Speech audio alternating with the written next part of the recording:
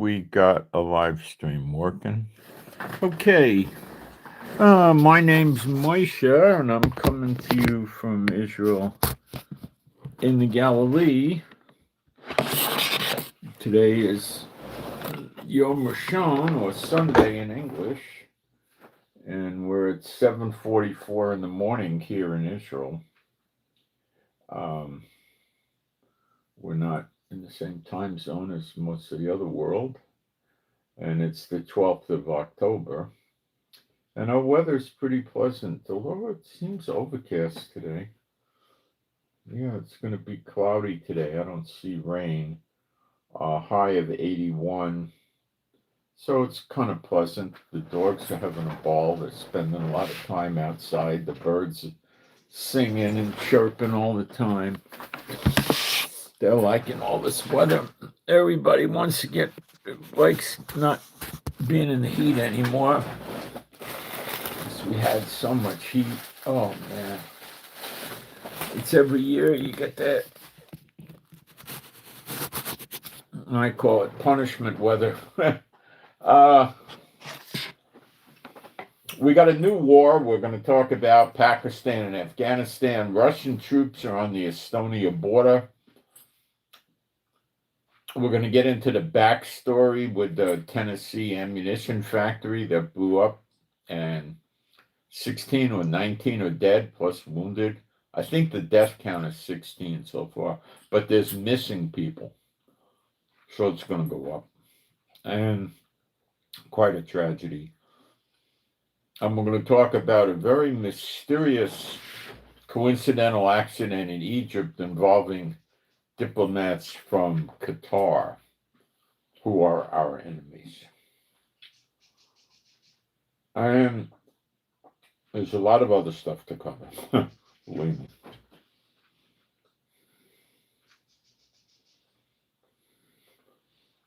While we're waiting for people to come in, let's check gold and silver.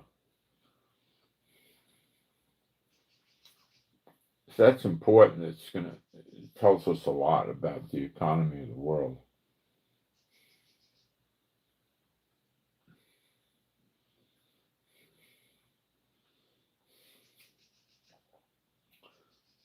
Gold's hanging in at $4,016.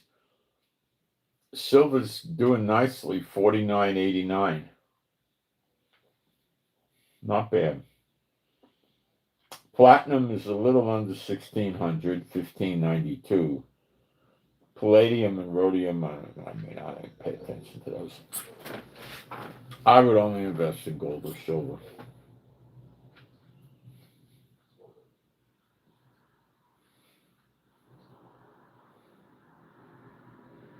That's what the Bible says is going to be the money in Israel when we're redeemed. Gold and silver, not the other stuff.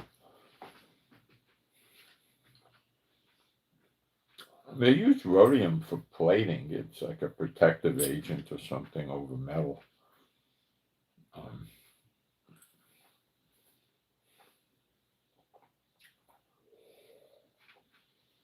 Platinum's a nice one. If you put a high polish on it for jewelry, it works pretty good. Your best precious metal for jewelry is it's not precious though, it's titanium. There's two grades, grade 2 and grade 5. Grade 5 is really a lot better than grade 2, tremendously better. And it's at least 4 times tougher than good stainless steel. And it doesn't corrode, and it's only about 60% as heavy, which it's really the superior metal. All right, let me go in the live stream, make sure we got one.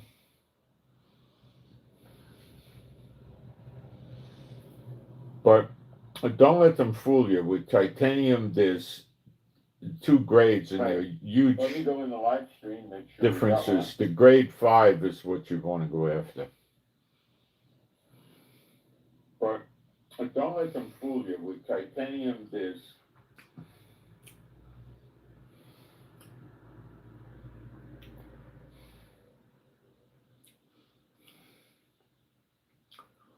Oh, we have a Muslim in here.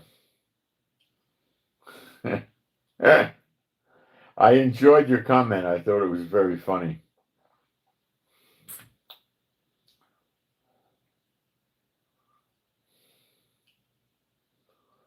Do you know the 4067 mem? I have no idea what you're talking about.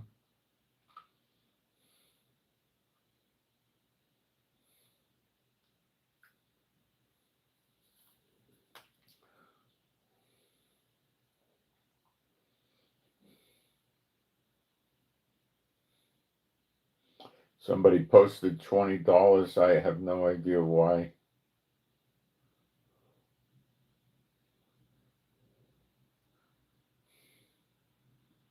I'm going to put a post up real quick.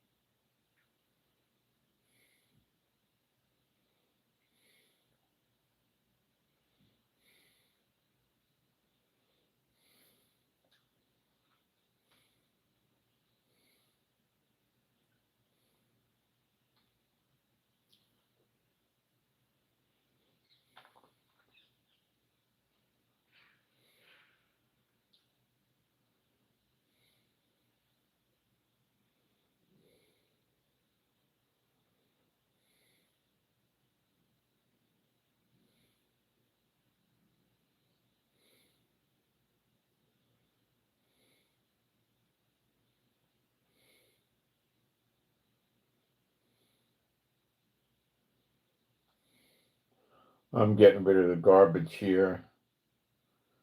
People coming in and mocking.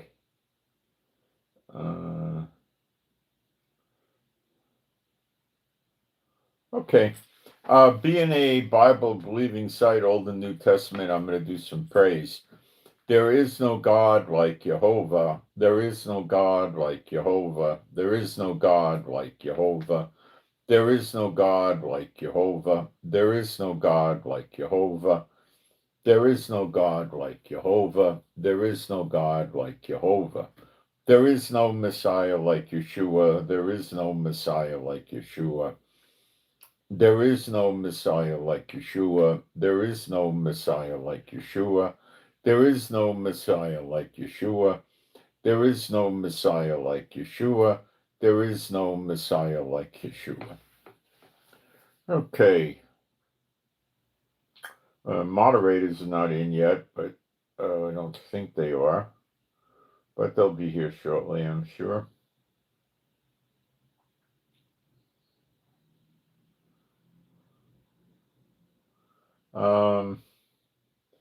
So let's go into what happened in Afghanistan and Pakistan. They had a blow up there the other day, 2 days ago, I believe it was.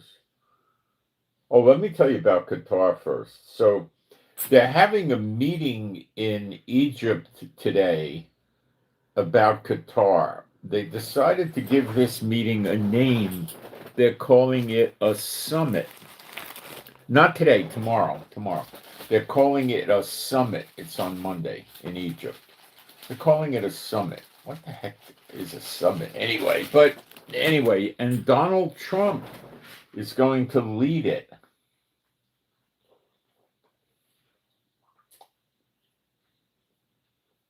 So Trump is going to be in Egypt tomorrow.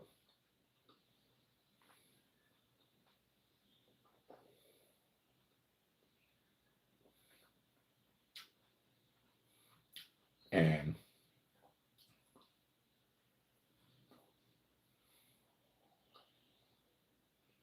but what happened Egypt yesterday was the delegation from Qatar, who hates Israel and is a mediator with Hamas. Some of them got killed in Egypt. Serious big people. It says their vehicle overturned in Sharm el Sheikh, some joint in Egypt.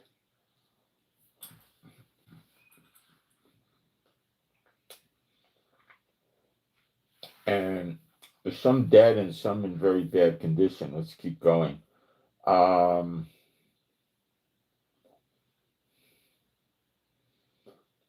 Qatari diplomats who worked at the Qatar embassy in Cairo, they were on their way from the Egyptian capital to Sharm el Sheikh, probably to get ready for the summit.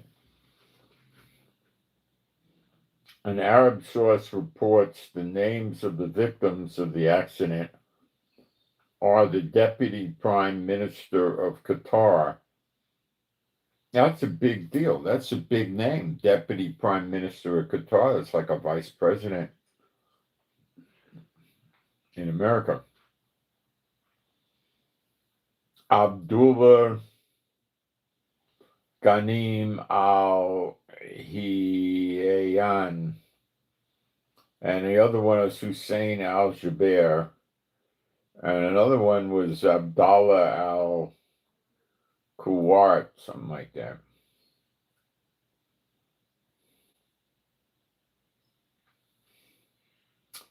This happened 50 kilometers from 30 miles from this town, Sharm el Sheikh. 3 Qatari diplomats were killed, and 3 others were injured. It was noted on social media that this was the delegation of the Qatari Prime Minister, Al Thani, who arrived in Egypt as part of signing the ceasefire agreement in Gaza and the release of the hostages.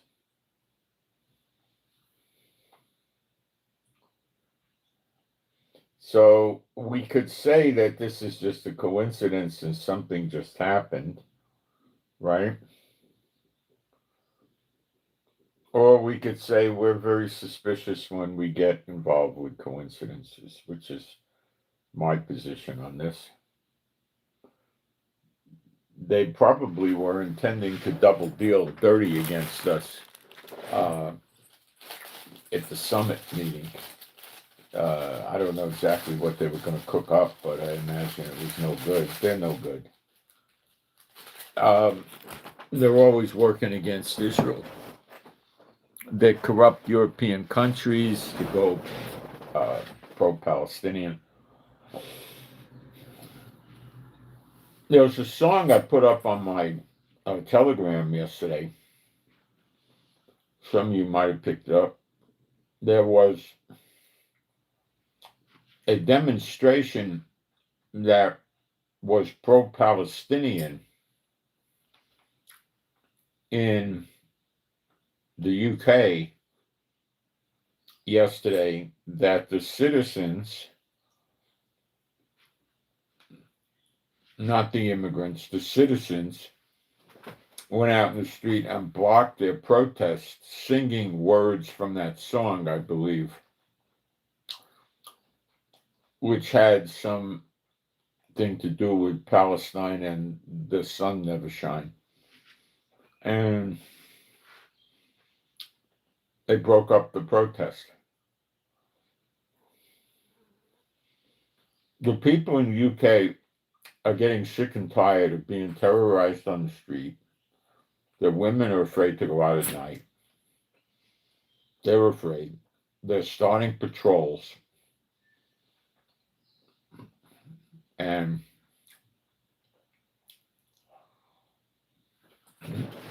a lot of these people that are active against this uprising of the Muslim immigrants there, pro-Palestinian and so forth, these guys that are going against them in the protests and patrolling the streets were the guys that were in the Civil War rebellion against the British government years ago. They know how to use guns, they know how to make bombs, they know how to do car rammings, they know all the same stuff the terrorists know they know. And they're positioning themselves against these people now. There's a counter swing taking place against the Palestinian people right now. I'm going to develop that with you during the broadcast today, but it's going the other way. The people are getting sick and tired of them. Really sick and tired of them. There's a lot of moves to get them out of their countries.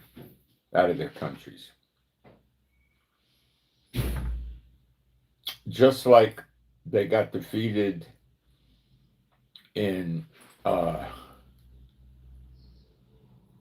Lebanon.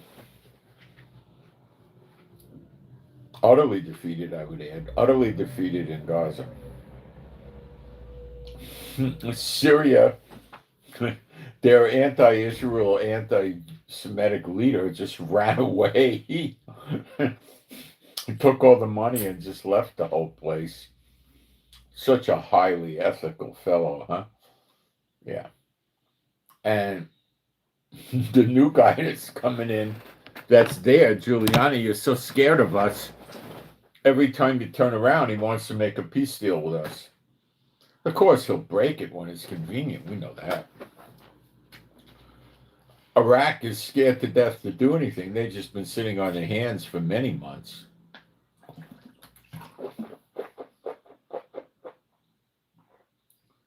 Yemen tries to attack us. Their weapons are pure crap. Maybe 1% get through. Literally 1, 2, 3% maybe.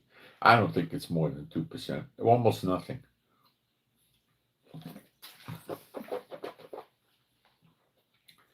We bomb them and they don't care. We know the prophecy. They go. It's Edom. They go. And Iran's going. Iran engaged with us for 12 days. They were not happy. If they were happy, they wouldn't have stopped, but they stopped. They didn't want to keep it up. They were getting their head handed to them.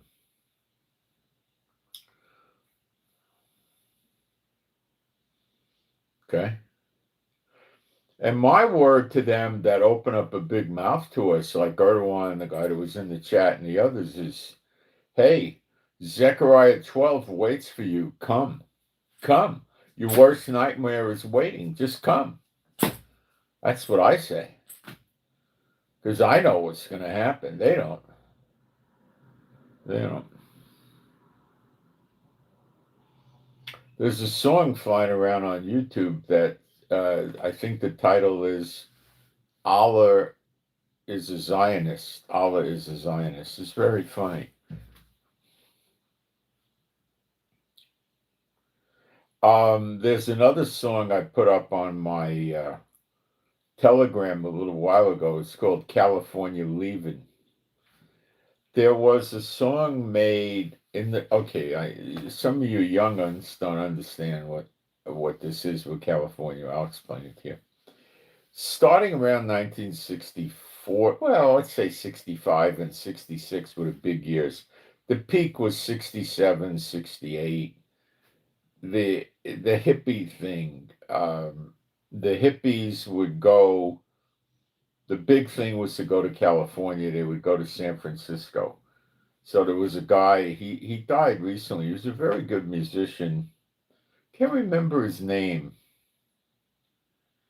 He had a famous song, if you're going to San Francisco, wear flowers in your hair. There's a lot of gentle people there.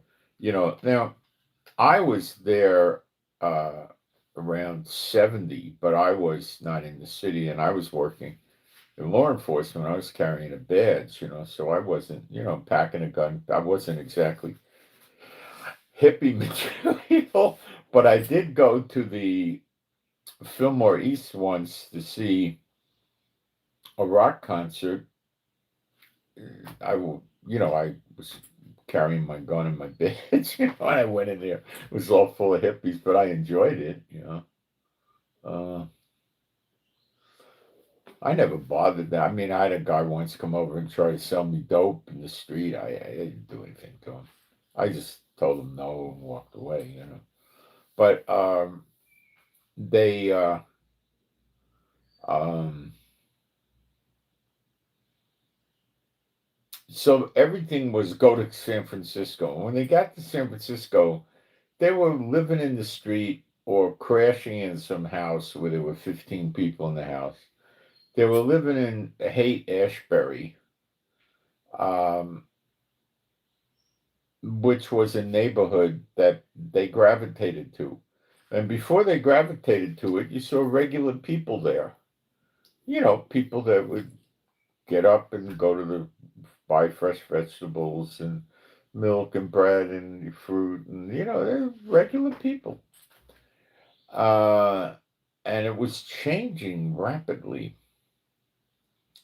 So they would not wear shoes. They'd have long hair. They had, tie-dyed shirts and things like this. And they would walk around the street, and they were basically aimless and just drifting.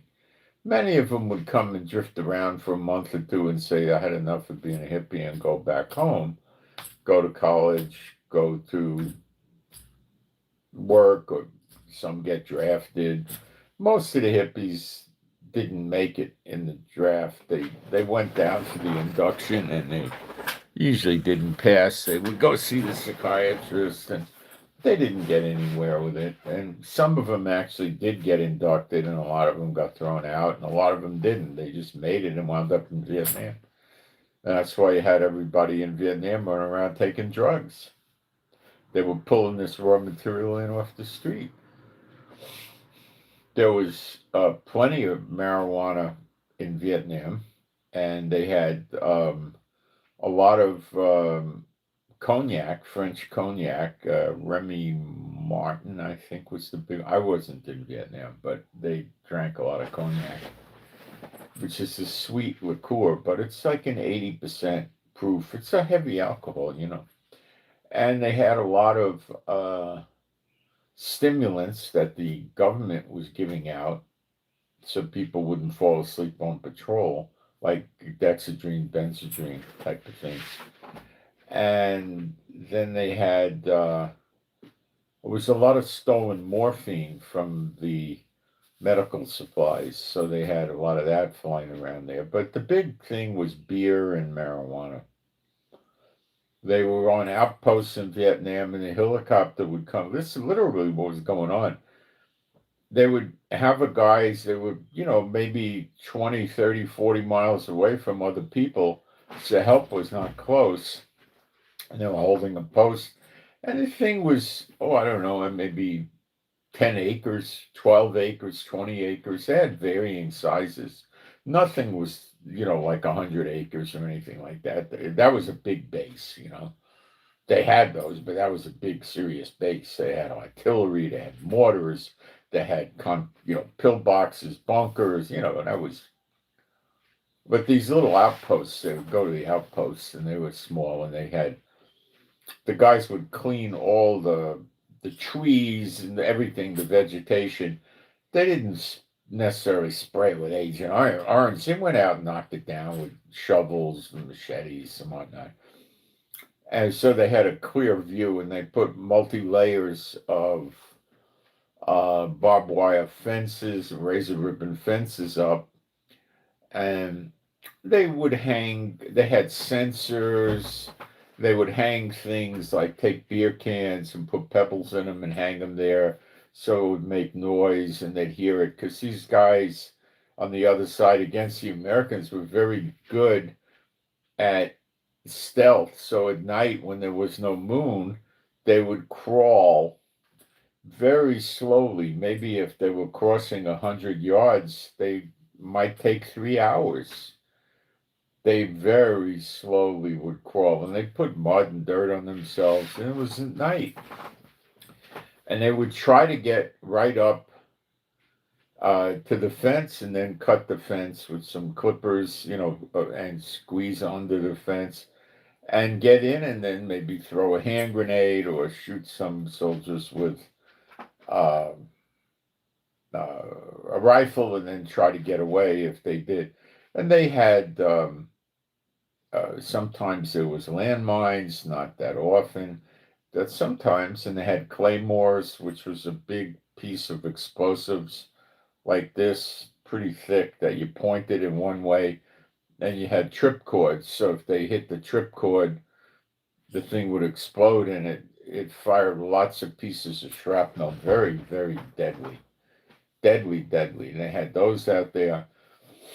And they had mortars for short range work. They sometimes had one or two pieces of artillery or something, not all that often, but usually mortars.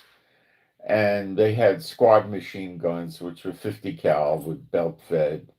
And they had rifles, and they had, thousands of rounds of ammo. They had all kinds of hand grenades. They had the kind they would shoot 40 millimeter out from a gun that would shoot these things. And they would sit there, and their job was to take whatever the enemy threw at them. And every day, one or two helicopters would come in. They'd radio communicate, and they'd say, well, we need this ammo, that ammo, these kind of bandages. We need coffee. We need tea. We need this. We need that. And they'd fly over, and every day they would bring them cold beer on the helicopter. Cases of the stuff, right? And they would even bring these guys steaks in boxes, frozen steaks. They didn't stay frozen very long in 90, 100-degree heat.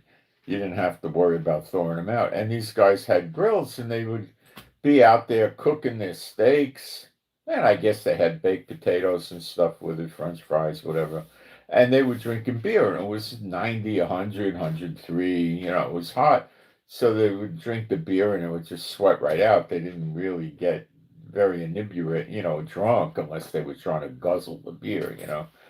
And that's what they did. And then if they were going to get hit, usually they'd get hit at night, because if they tried to, run at the base during the day, the guys would see it. The machine guns would mow them down. The mortars would mow them down. They'd call for airstrikes. Planes would come drop napalm on them. It was just really, it would be a slaughter. So they would come at night. So they had fatigue pills they took, Benzodrine, Dexedrine stuff.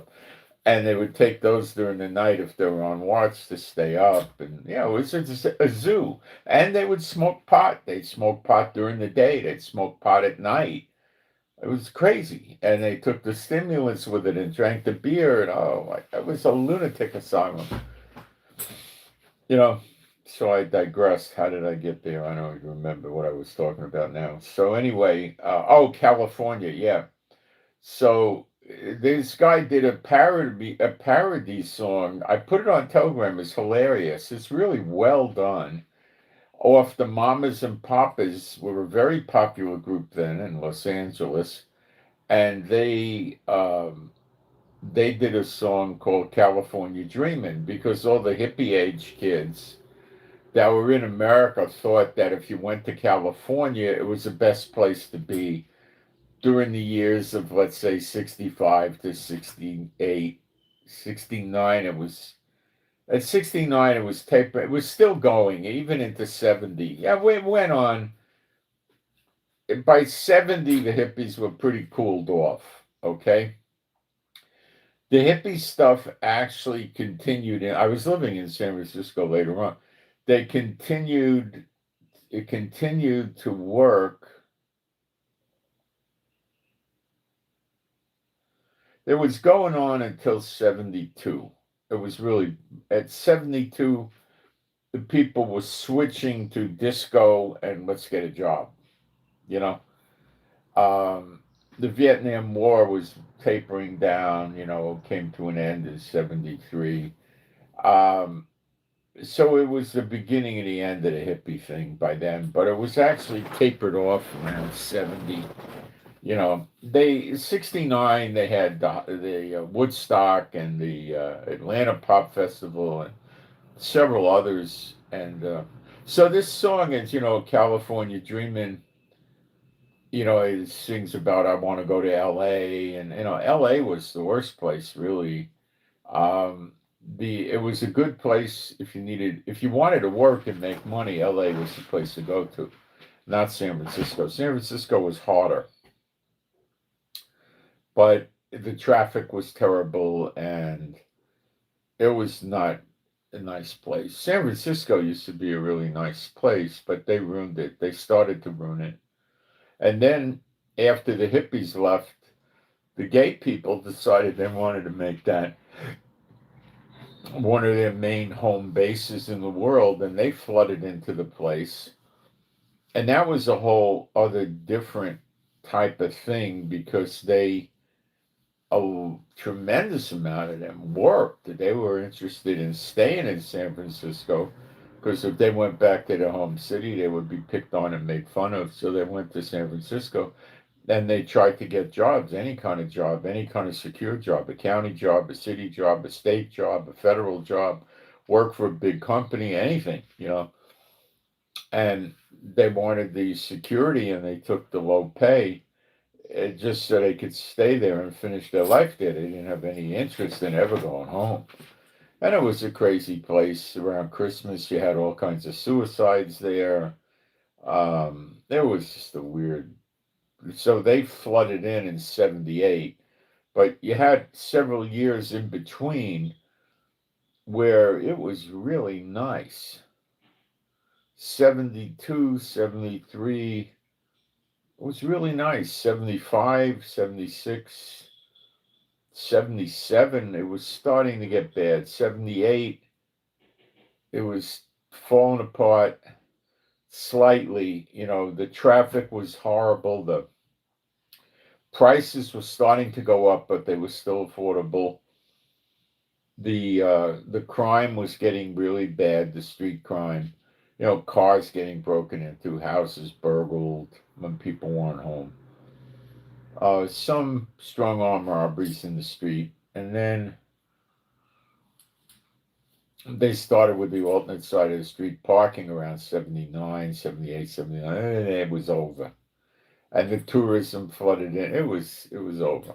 Yeah, it was over. But it kept, it was going 80, 81. You could still kind of manage there, but it was getting bad. So they made a song about this, California Leaving, and it's what the mamas and papas were singing about. Oh, we want to go to California. They were talking about why they want to leave California. So I put it up. It's kind of funny. So there's several countries coming to this summit tomorrow. There's a lot of things going on here that people don't know, because the media is not talking about it. But we got this stuff, and I'm going to mention these things to you. I'm going to get it all out for you right now.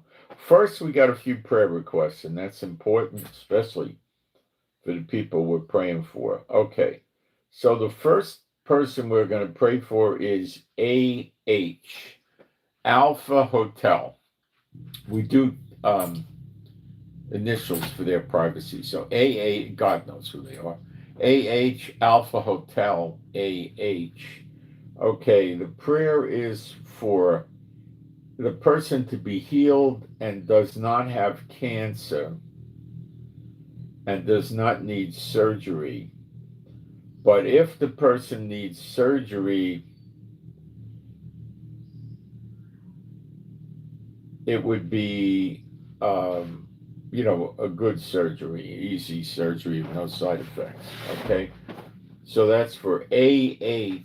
I'll reiterate: healing, does not. The prayer request is for healing and does not have cancer, or the cancer gets healed, and does not need surgery. But if surgery does come as a necessity, it would have a good outcome without any problems. Okay. Next is for SB, Sierra Bravo, SB, Sierra Bravo. The prayer request is for healing, general healing for SB, general healing, body, physical healing. Okay. The next is for RG, Romeo Girl, RG, Romeo Girl, RG. A healing for respiratory problem. RG, healing for respiratory breathing, respiratory problem. Okay, next prayer request is for PM, Papa Mike, PM, Papa Mike, PM. Needs deliverance from addictions. PM, Papa Mike, deliverance from addiction and family relationships improve. Well, addictions, of course, will wreck a family relationship. So for PM, Papa Mike,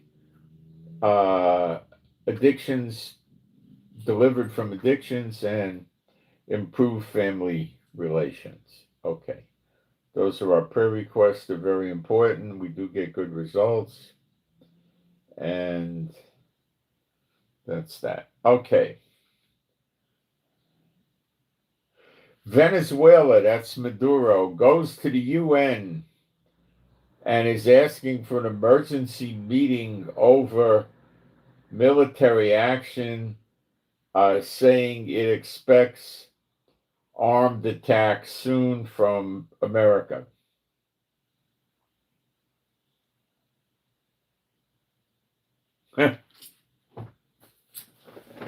Okay, how's that going to work? It probably means the Security Council, where Trump and the UK both have permanent seats, and I'm rather certain the UK is not going to take sides with Venezuela, but it doesn't matter. Trump could veto, or the UK, or both. So, they're going to tell Maduro, cut it out with the narcotics, you jackass. We don't want you selling that garbage in our country either. Cut it out. Nobody wants that, And Maduro's got plenty of oil, so why is he selling narcotics, Because of greed. Could never have enough, He buys a castle on a 500-acre estate, and then he wants his own private island. And then when he has his own private island, he wants another one or a bigger one. This doesn't stop. Now, we call the daughter of Babylon's America, and I just want to give you an example of why it's really America. We know Halloween is coming up on October 31. Today is October 12, so you got about 20 days. They're projecting, and they know what they're talking about, that in America, people are going to spend $3.9 million US on Halloween treats.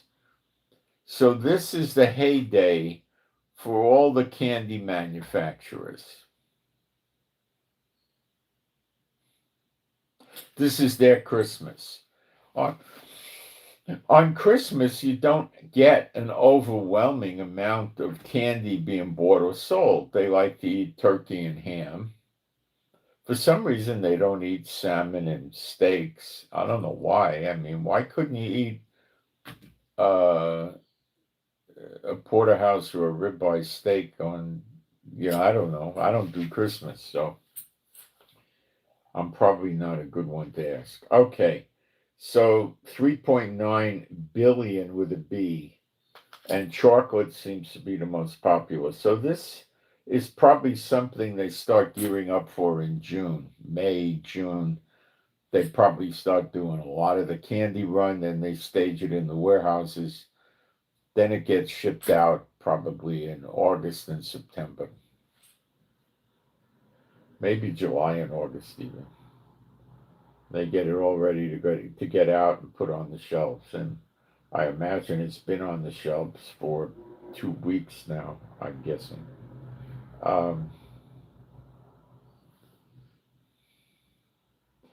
It's a pagan holiday. It's not a nice holiday. It's not something you celebrate that's nice.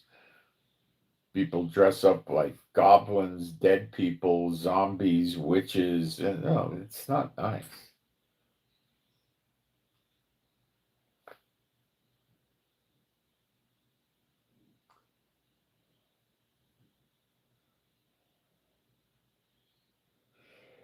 The U.S. Drought Monitor. You better pay attention because this is a sign not that the destruction of the daughter of Babylon is coming, but that it started, the destruction started. This is not like a warning sign. This is the actual destruction.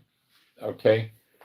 Dry up her springs, her water, it makes a drought. Drought leads to famine. Okay? The U.S. Drought Monitor, it's abbreviated USDM, reported further changes in drought status as dry weather persisted across parts of the United States. The map shows, and I put the map and everything up on my Telegram, the map shows worsening drought in the Northeast and from Missouri northward, so that's Missouri up headed towards Canada, that's northward, to the Great Lakes states. Intense short-term drought continued to worsen in parts of Illinois, Indiana, Missouri, and Ohio. It's going on in more than half the states have some form of drought now. It's just the middle of America that's really not getting it. Let me check something while I want to just take a look at something.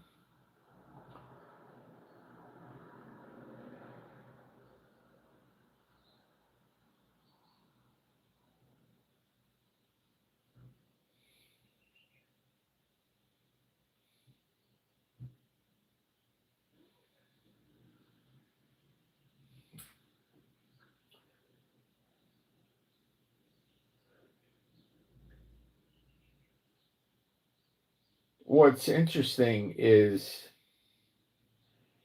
the Great Lakes, which are Lake Superior, Lake Michigan, Lake Huron, Lake Erie, and Lake Ontario, contain about 21% of the world's surface fresh water.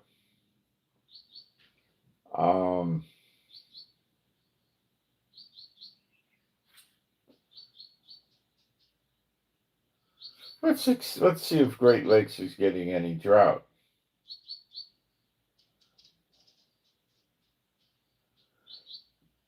I've seen one of these Great Lakes only, and it's when you look at it, it's almost like an ocean. It's so huge, you think you're like at an ocean. But people put houses, they build a house 30, 40 feet from the actual water line because they don't get the action with the waves and stuff that you get with an ocean.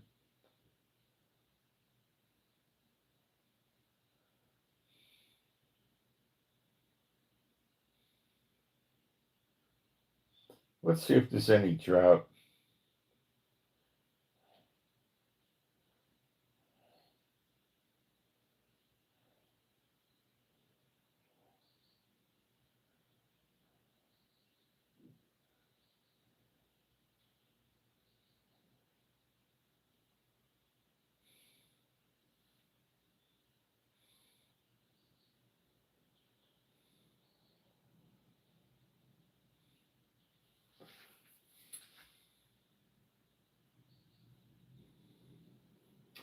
The answer I got on this is yes.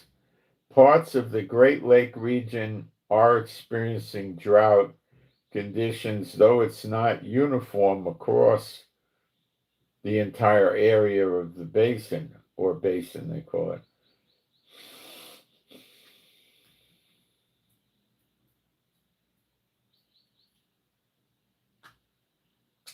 There's a mix of abnormally dry to severe drought in southern and western portions, exacerbated by recent hot, dry weather. However, northern areas have seen heavy precipitation, and the Great Lakes themselves remain fresh water with no widespread lake-wide drought impacting their core.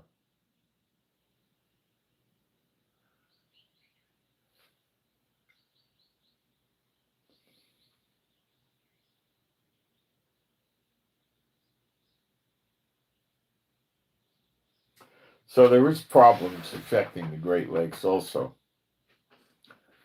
That's something I was wondering about. I wanted to know what was going on there. Okay.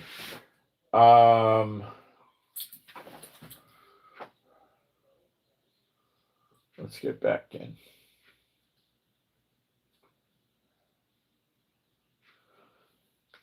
Now, people aren't waking up. You know, you got the earthquakes. That's a sign that you're coming to the end of the age. You got false prophets, false teachers, false churches. That's a sign. You got wars. You got rumors of wars. You got a lot of things happening. But the people don't know about Zechariah 12 and Malachi 3 and 4. And a lot of people know that the daughter of Babylon's America. Millions and millions and millions do. That they got out. It started getting popular, the teachings about that, around 2008.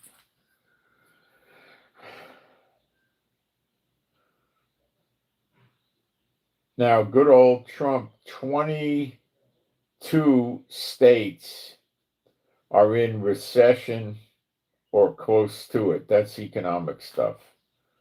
Okay.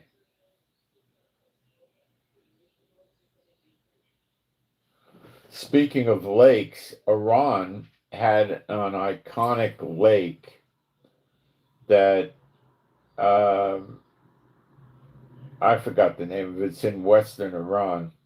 And it used to be flourishing, and it had lotus flowers and stuff. It's dry, parched, hole in the ground.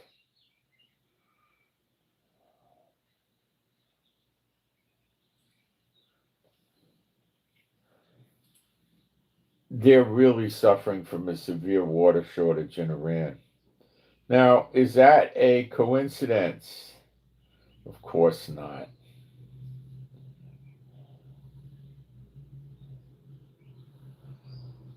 It's not a coincidence.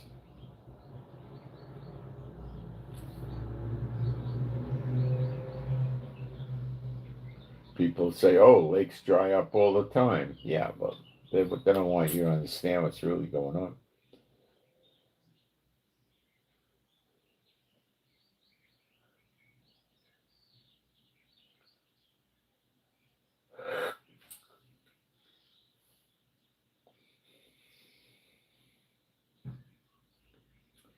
So who's coming to the summit on Monday in Egypt other than Egypt and Trump, of course?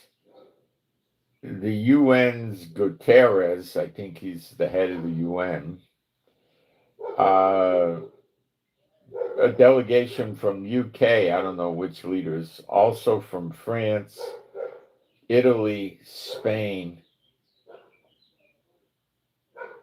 Israel's not going. They probably told Israel not to come.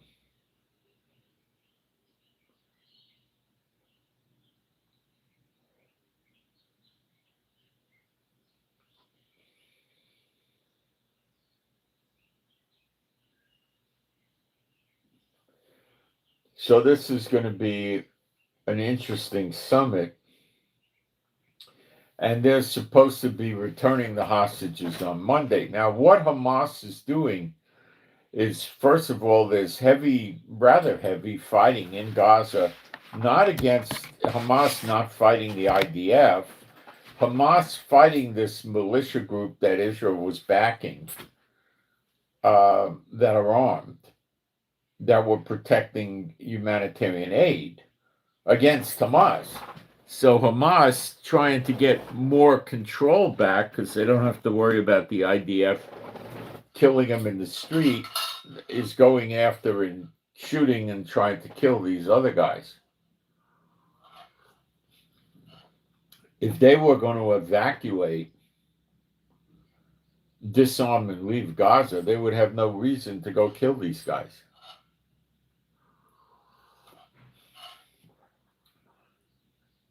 They'd be packing their bags.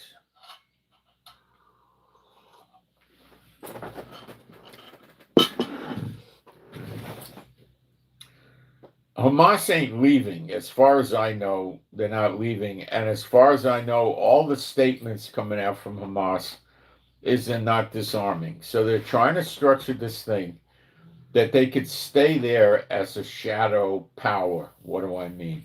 The Houthis in Yemen are not the official government, yet they're very powerful. The Hezbollah, before they got busted up in Lebanon, was not the official government, yet they stayed very powerful. That type of thing. Okay, that's what they're trying to do. And everybody's saying they got to disarm. Well, Trump is, Netanyahu is. Trump has no intention, and neither does Netanyahu, of looking the other way and letting them disarm, because Trump, first of all, the UN Nobel Peace Prize thing is out the window, and they insulted him by giving it to a woman in Venezuela, which is his enemy right now. So Trump is basically going to go to Netanyahu and say, if they're not going to disarm, bombs away. But the idea is they're going to try to get the hostages back before bombs away. And I'm not so sure they're going to give the hostages back. From yesterday to today, it looks more encouraging that they will. But I'm not totally committed to it.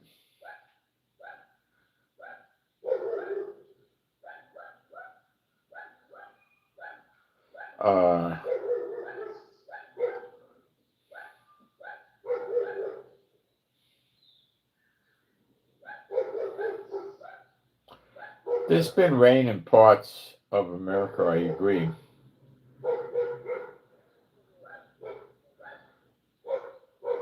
Yeah, and the fires are a sign of the destruction of the daughter of Babylon. It says, I will kindle fires in and about your city.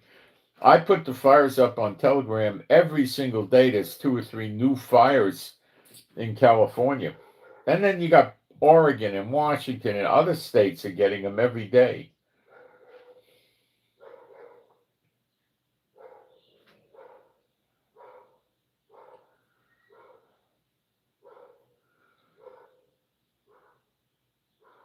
One of the dogs is out there delivering the Gettysburg Address.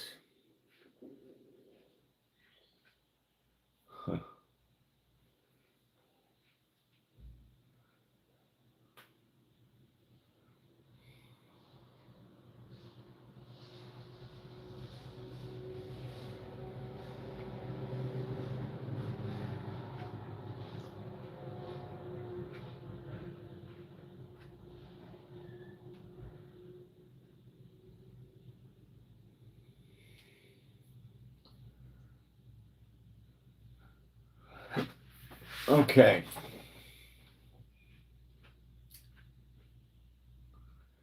I don't know if Israel's open today. Let me get a handle on that. Let's see. Let's take a look. I don't follow the rabbinical holidays. They're not on the right calendar. They're all wrong. I don't pay attention to them. The calendar dates are all wrong.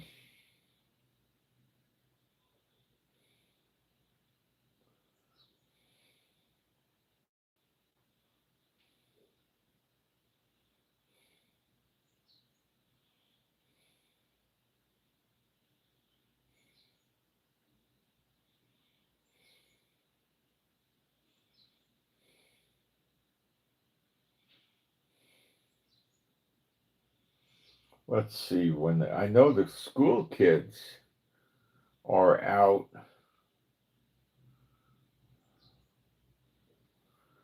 until the 16th, which is Thursday.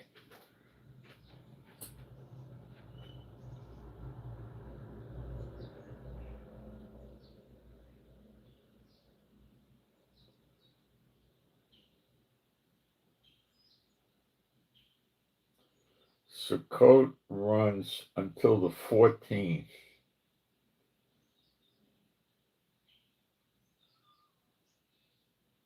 The government's closed October 1st, 2nd, 6th, 7th, 8th, 13th, and 14th. That explains.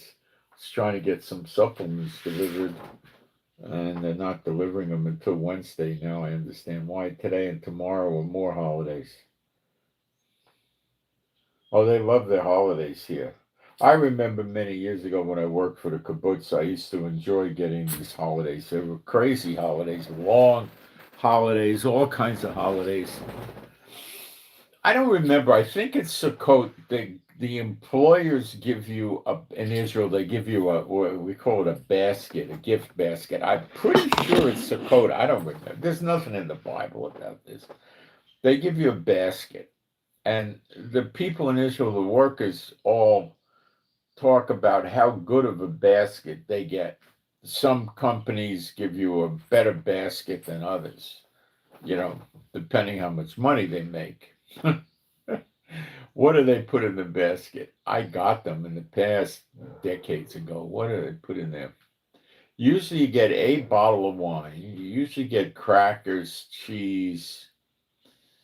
I can't remember everything else. Do you get meat? No, I don't think so. Am I sure you get cheese? I'm not sure. I don't remember anymore. But you get fruit and sweet things, candy, I guess. And it's a good sized basket, but some of these companies give you, it just depends. And people brag about the basket like it's a big deal. And then they have Purim in the spring where they dress up in costumes like Halloween. They don't trick or treat, they walk around in costumes.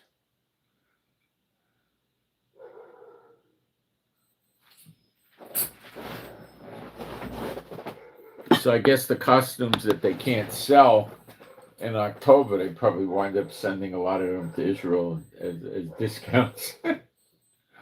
I used to go to the mall this is decades ago in America, at this time of year, this time of year right now, you're at the end of the line. If you haven't bought your Halloween costume, it's probably out.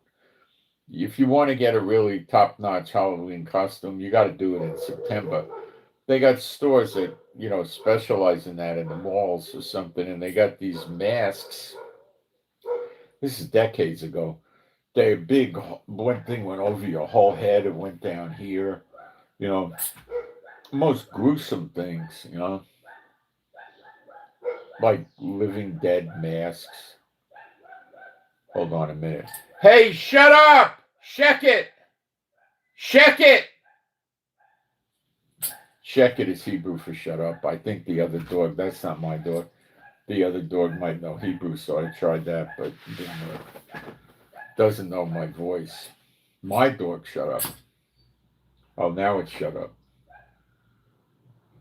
They're having a barkathon against each other, the dogs, They're separated by fence, so they're all tough guys, and they have a barkathon. That dog is probably 10% of the body weight of my dog, But, he's trying to do his job, or she, or whatever. I really don't know who the dog is. I don't know that. I just hear the dog. I don't have any familiarity with the dog. Okay.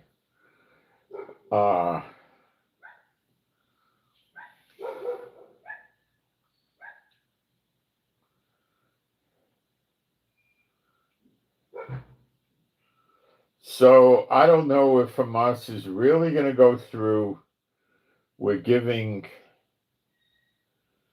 the hostages back. The latest I heard is that they feel confident that Trump is guaranteeing them the war is over. but they're not saying it right. Trump is guaranteeing them, and Netanyahu is also guaranteeing them, that if they fulfill the conditions of the peace plan, the 20-point plan, yes, the war is over. But they're saying the war is over, and they don't intend to fulfill the 20-point plan. So they're doing the brainwashing already. You know? And Trump went out and more than once made public statements that Hamas has to disarm. He's telling them the truth, and they're not paying attention. Trump's stubborn. He's not going to let them off on that. So they might wind up giving the hostages back, and then they don't want to disarm, and what happens? Well, bombs away. If they don't give the hostages back on Monday, what happens? Bombs away. They're bombed if they do, they're bombed if they don't. That's it.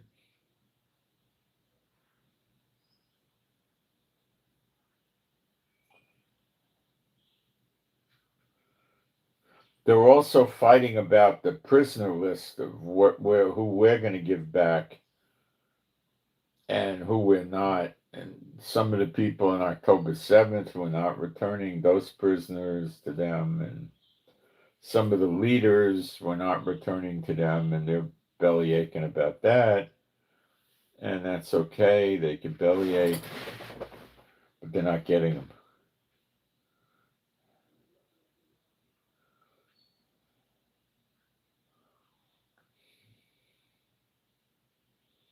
Now we need to talk about Venezuela, what's going on, because it is building up.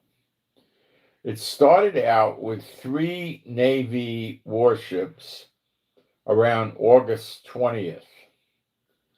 So that's almost 2 months ago. Then it expanded to 7 warships and a nuclear-powered submarine. And there was 4,000 soldiers, Marines. By the end of August. By October 8th, a few days ago, the troop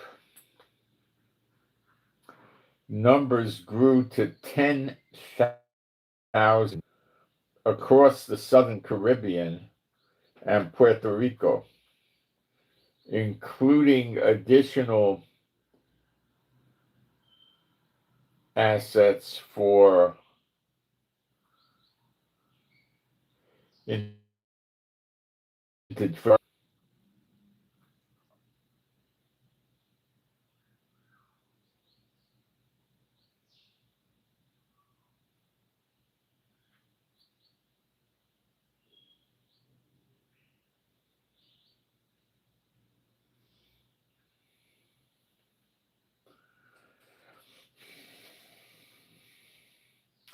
So he's going to do something in Venezuela, and we don't know the blowback. We don't know what China's going to do, what Russia's going to do, what North Korea's going to do, what Iran's going to do, what Belarus is going to do, what Colombia's going to do, what Bolivia will do. We don't know. We don't know. We don't know. This is end times. You got to be prepared to expect anything. I don't know what's going to happen. Maybe nothing, but I think Trump is definitely interested in doing something. Listen, he's moved aircraft down there too, to Puerto Rico, F-35s. And these planes are, landing planes, 2 of them are boats, 2 of them, and they have helicopters and vertical takeoff jets. And they could, it can be enough to attack Venezuela, 10,000 troops. Because the brunt of it's going to be missile and bomb attacks by the air.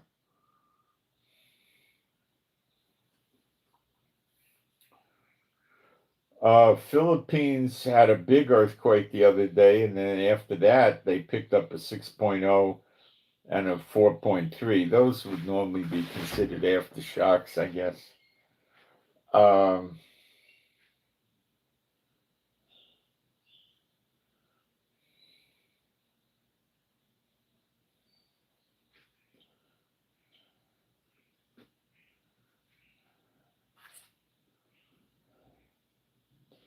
Afghan forces, there you go, especially the Taliban and Afghan military, have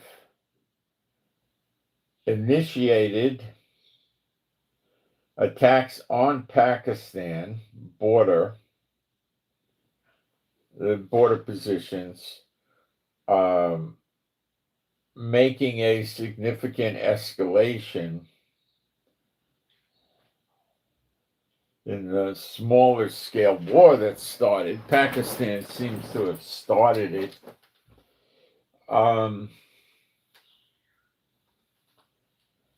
They don't get along. The other day, Pakistan did airstrikes inside of Afghanistan last week.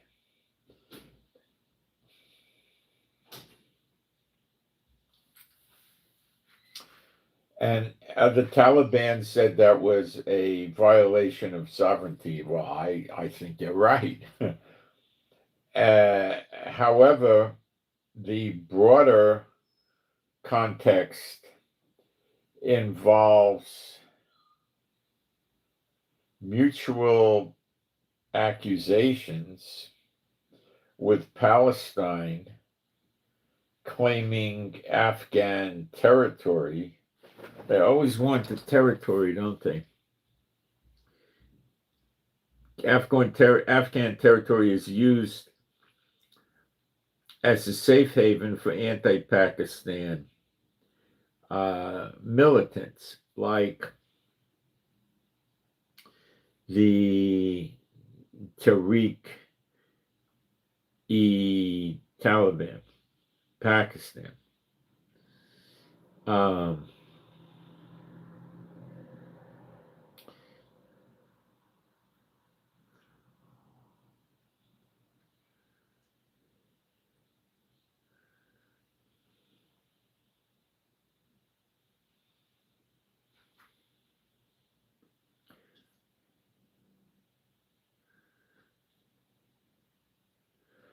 The Taliban is deploying forces using American vehicles that idiot Biden left behind when they pulled out of Afghanistan. Those vehicles could be tanks, personnel carriers, Humvees, trucks, taxi cabs, anything. You don't know. I don't think they have taxi cabs, but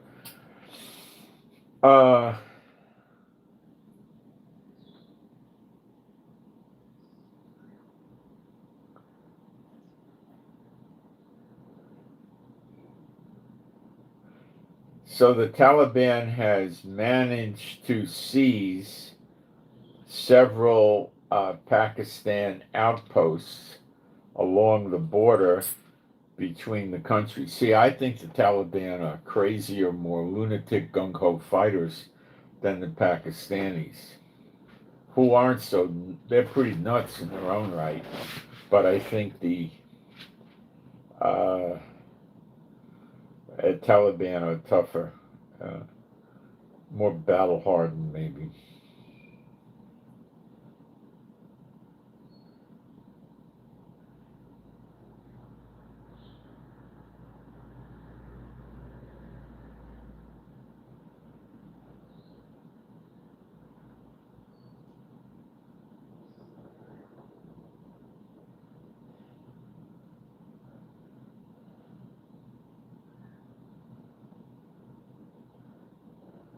We're also hearing Pakistan fighter jets are attacking Afghan targets in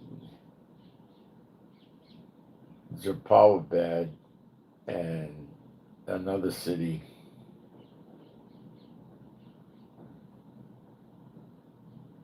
Third city in 3 different cities. So they're getting hit by airstrikes. This is a war. I don't hear Trump, no more Nobel Peace Prize per year. Trump's not sitting there saying, "Oh, I'm going to go make peace," and it's, you know. Saudi Arabia just recently made a mutual defense treaty with Pakistan. So if Pakistan gets in it for real, so Saudi Arabia. That's interesting.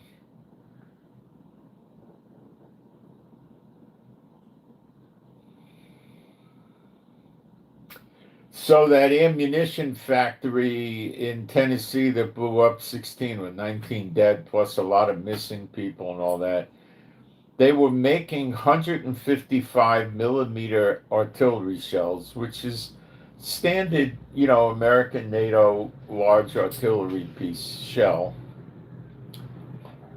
And they just received an order for 120 million of these shells.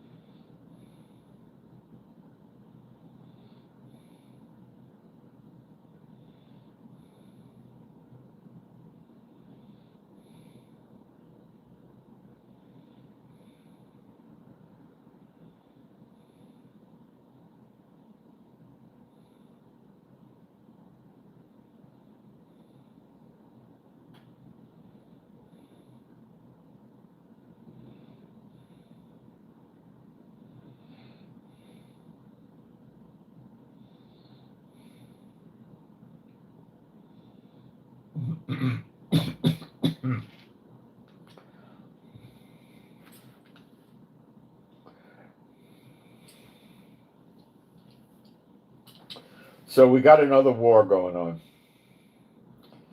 This one, the Taliban are pretty vicious, and I'm not so sure they're going to be too quick to just calm down.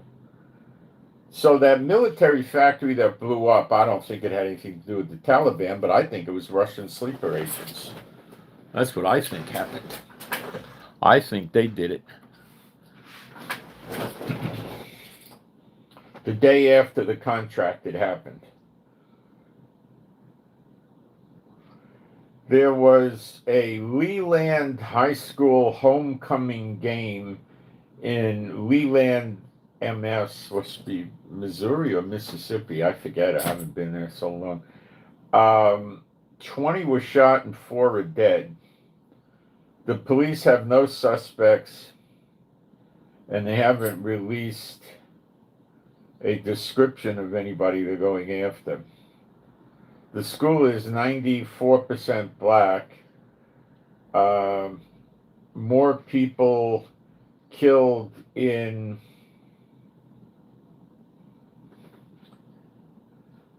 other homecoming events for black Mississippi schools on the same night. So there's racial shooting at black people, apparently.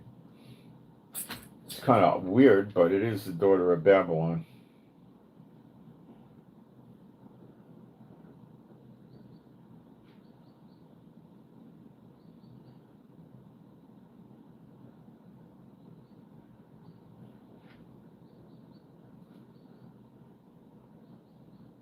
Six Arab, despite them coming out, now this is important, the Arab countries, despite them coming out and bad mouthing Israel, this is what's going on. And you don't read this in the news too often. The following Arab countries have stepped up their purchase of various military equipment from Israel,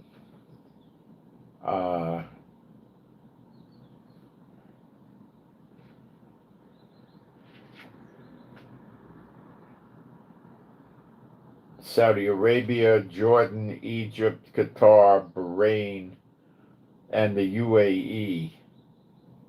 And it said they were going through America for this. So the Arab countries that have bought more military equipment from Israel than before during this Gaza period are Saudi Arabia, Jordan, Egypt, Qatar, Bahrain, and the UAE. They'll all turn on us. But then, I was too dumb to understand that.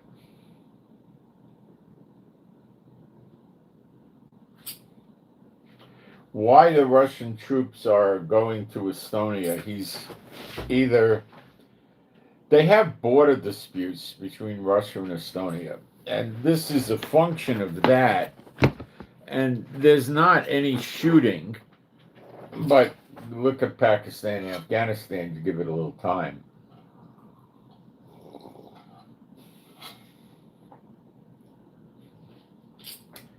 Now, I want to go back in history with you, with Afghanistan. There's the Bagram Air Force Base. Now, Trump wanted that back. It's an American base built by America.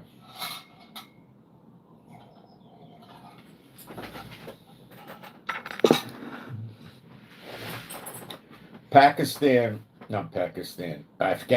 is next door to Iran on the right or the east. So the Bagram base is 110 miles or so from Iran, which is nothing for jet. The flight time is quick. And for missiles, it's fairly instant.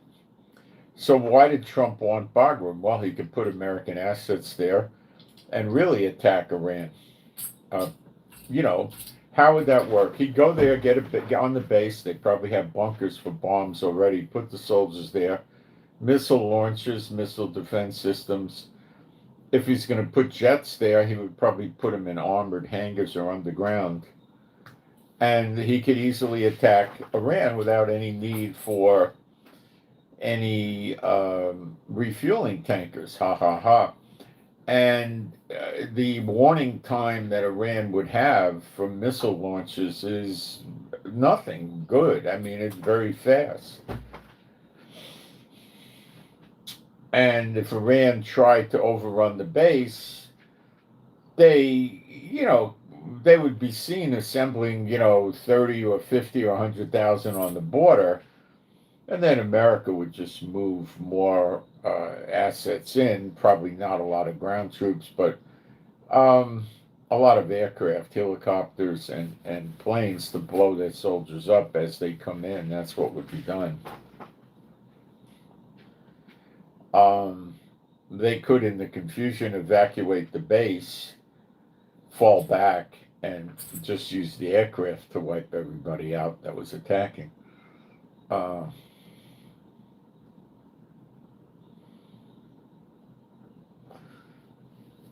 Whoever got air superiority is normally going to win. Not all the time, but they've got a big advantage. Okay. Now, I don't think America uses napalm anymore, but when things get bad, they will.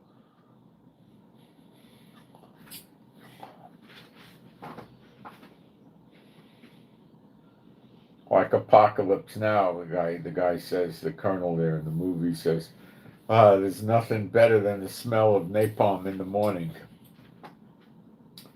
which means it's burning up the bodies of the enemy. And the guy was running around doing a body count on the enemy and putting playing cards on the dead bodies so the enemy would know what unit killed their soldiers. I mean, the whole thing was, the enemy, what they would do when they would rush at those bases I told you about. I knew a lot of people that were in Vietnam, they would get rushed at these bases, and it would be a bad fight. It may go on for 3, 4, 5 hours during the night. They would be in foxholes. they didn't have a lot of wireless communication amongst each other in the base. They would, yell out at each other, or a messenger would creep around from one foxhole to another. They were difficult to kill because they were in foxholes. So there was a deep foxhole. So if they managed to get a mortar to land in the foxhole, they had trouble. They'd probably get killed, but that wasn't so easy to do. And they would shoot at the enemy heavily. So the enemy would try to rush them at night, and they would send these things up in the air that was a flare on a parachute. If they could get those, they would shoot it up out of a special gun, and a little parachute, like maybe like that, would open, and the flare would float around for quite a few seconds, illuminating the area. And if the soldiers of the enemy were out there, and the illumination of the flare came, and you couldn't really shoot the flare down very easily, in the night, and the flare was only going to last maybe 10 or 15 seconds at most, something like that. But the Americans would see them and go, blah, they'd start mowing them down. So it was pretty dangerous, and they would rush at the foothold, the foxhole, or the trench, if you will, of the Americans. And they had to get through barbed wire and stuff, and they would actually try to get close enough to jump in the trench and, bayonet them, or, it didn't work very well. They did overrun bases from time to time, but it wasn't that easy. And the Americans had the advantage of getting on the radio and calling for artillery strikes just outside their base. So when the soldiers would come and they'd start storming the area, they'd usually have like 100 yards or maybe 200 or 300 yards of cleared space they had to pass through, with multiple fences and obstacles. Could be landmines, claymores, and they would be getting shot at with mortars, and they'd call artillery strikes in from far away, and they would pinpoint the artillery. They could do that even in Vietnam, and put artillery on them. So it was pretty dangerous. And then if it got really hairy, they would call for airstrikes, which you could sometimes get an airstrike, sometimes not. And the guys would come with napalm, and they would fly in, and they were very accurate with the napalm, and they would drop the napalm on the guys, which would burn them up. Pretty painful. I don't think it took very long for them to pass out, but it wasn't a very comfortable experience, and most of them would die. And after the carnage was over, the remaining Vietnam military, or the Viet Cong, would go and try to retrieve the bodies and pull the bodies away and take them, so the Americans couldn't get a death count. But a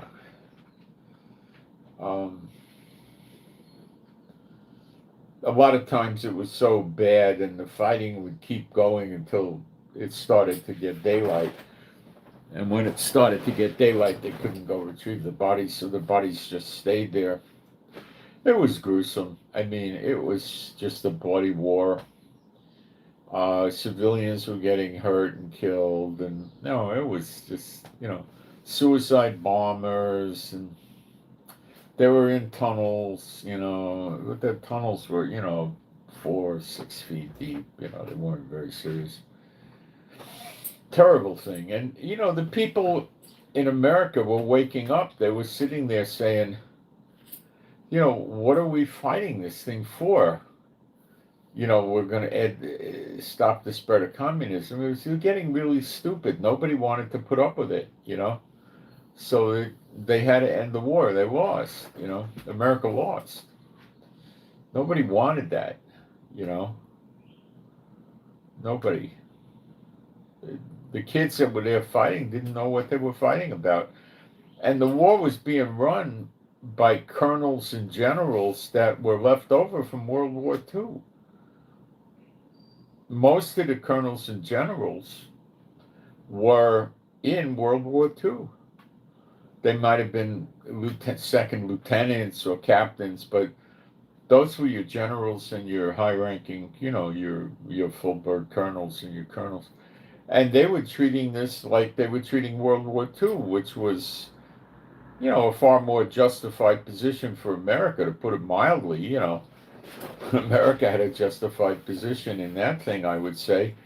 And not in Vietnam, but they were using the same zeal and vigor, and, they're telling the kids, inside every communist is an American waiting to come out, and stuff like this, ridiculous,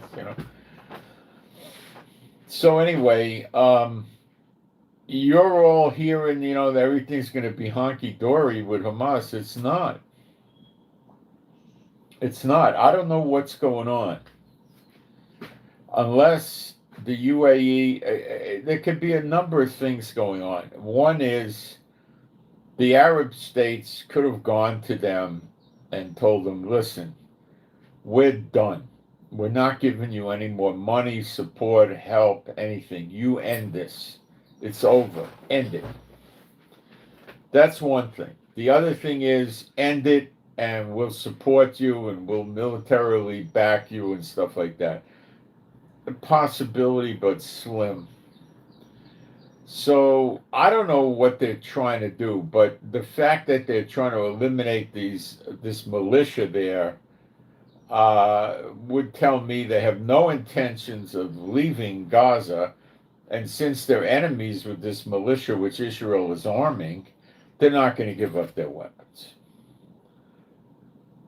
Now, are we going to be fortunate enough to have them give us the hostages and then renege? And what if Trump turns around and says, well, they don't want to give up their guns? Fine. If they use them against you, we'll kill them. Trump could turn around and do that to Israel. Maybe they know Trump's going to do that. Do I think Trump's going to do that? No, I don't.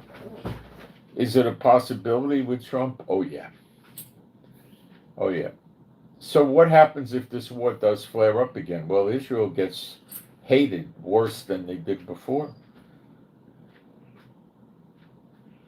And although Hamas will have broken Trump's peace plan, and Trump would most likely say they're not sticking to the plan that they promised to stick to, that's why the war started again. If they go back and stop, the war will stop. Even though Trump will say that, and Netanyahu will say that, the people in the world are going to blame Israel for it. Now, you're seeing a reversal of the sentiment around the world, aren't you?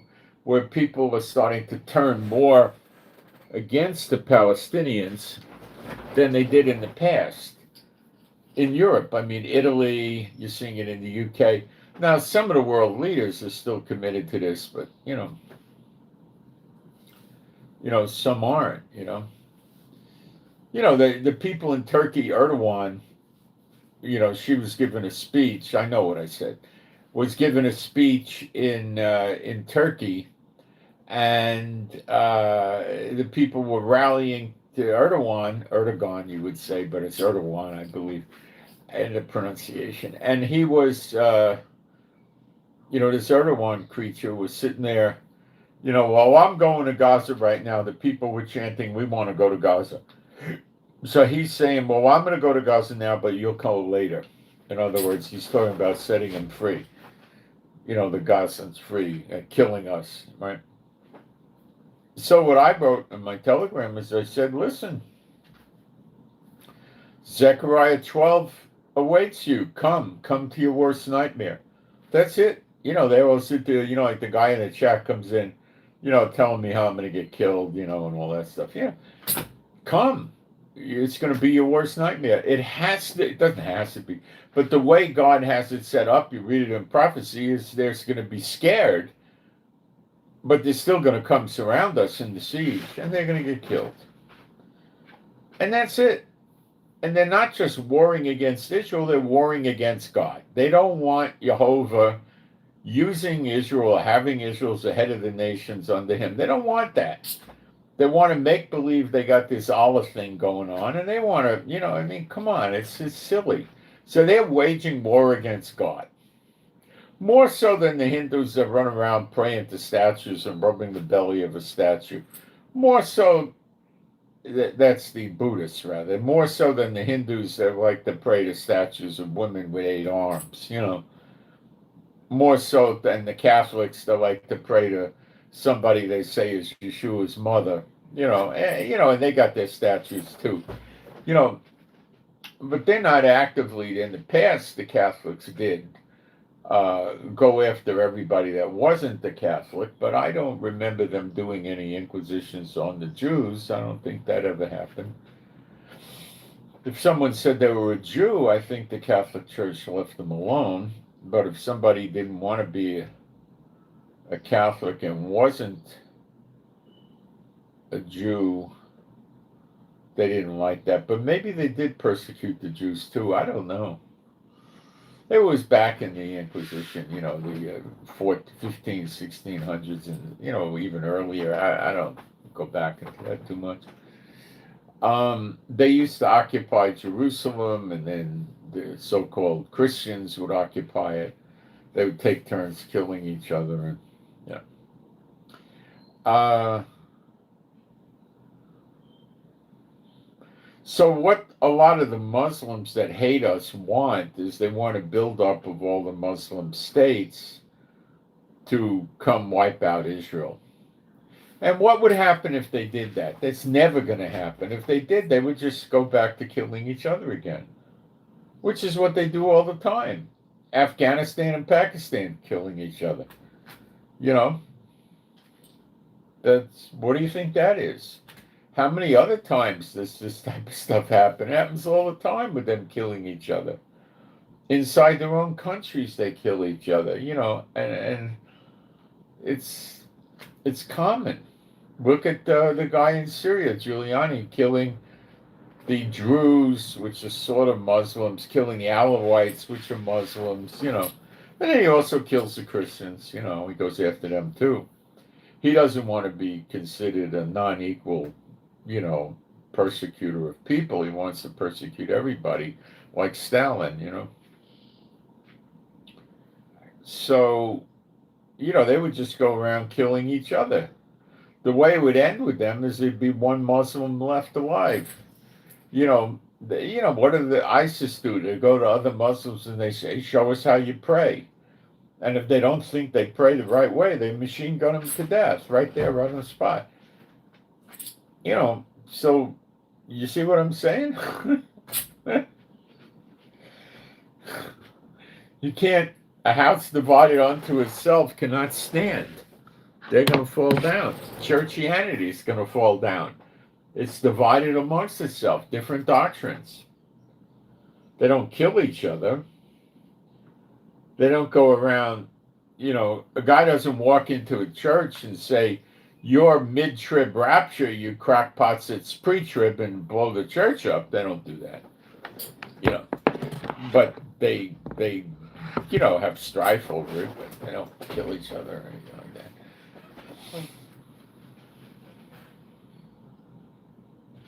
So this is, going to go. And we're already, we keep getting closer and closer. I wish I could tell you what day it's going to happen, but I tried doing that. It doesn't work.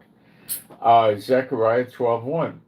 The burden of the word of the Lord for Israel, saith Jehovah, which stretcheth forth the heavens and layeth the foundation of the earth and formeth the spirit of man within him. Well, the Muslims don't go for that. They're into Allah, who's not Jehovah. Behold, I will make Jerusalem a cup of trembling unto all the people round about it, when they shall be in the siege, both against Judah and against Jerusalem. So when they're in the siege, they get scared. But before the siege, they're gung-ho, let's kill the Jews, Okay? Judah and Jerusalem is the land that we have now. We don't have Israel. We don't have all the land. We don't have the 10 tribes here. There will be soon, but not yet. And in that day will I make Jerusalem a burdensome stone for all people. That means all people. The word for people is people, all that burden themselves with it shall be cut in pieces. And that's what Erdogan was saying. Basically, cut in pieces is Roman era talk for cut up with swords, dead. Though all the people of the earth, I think it means the heathen, it's not people, it's heathen. It's goyim, heathen of the land. So it's the surrounding nations that are squatting on greater Israel, really, be gathered together against it. In that day, saith Jehovah, I will smite every horse with astonishment, and his rider with madness, and I will open my eyes upon the house of Judah. That means if he's opening his eyes towards us, his face is turned towards us, right? Of course. Upon the house of Judah, and will smite every horse of the people with blindness. And the governors of Judah, that's the judges, that's Enoch and Elijah, the two witnesses, judges or prophets, that's them. The judges of Judah shall say in their heart, they twisted this, the inhabitants of Jerusalem, strength is in the Lord of hosts, their God. So there's a lot of believers in Jerusalem. And then we're in verse 6, and they don't teach you this, but they should. In that day will I make the judges of Judah like an earth of fire among the wood, and like a torch of fire in a sheath, and they shall devour. Burn up would be better translation. They shall burn up all the people round about on the right hand and on the left, and Jerusalem shall remain still inhabited in her own place, the correct translation, more or less. So that's the two witnesses with fire coming out of their mouth, burning up the enemies surrounding Jerusalem and Judah. So that's why I tell Erdogan, let's, come. We're waiting for you. Come. It's a good thing to come. We get rid of you.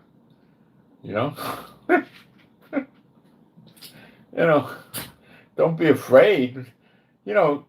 God says, look, what's going to happen to the nations is foreign to the people that rely on the church to get their doctrine, because they don't read the Bible themselves. They don't study the Bible. Jeremiah 30, verse 11.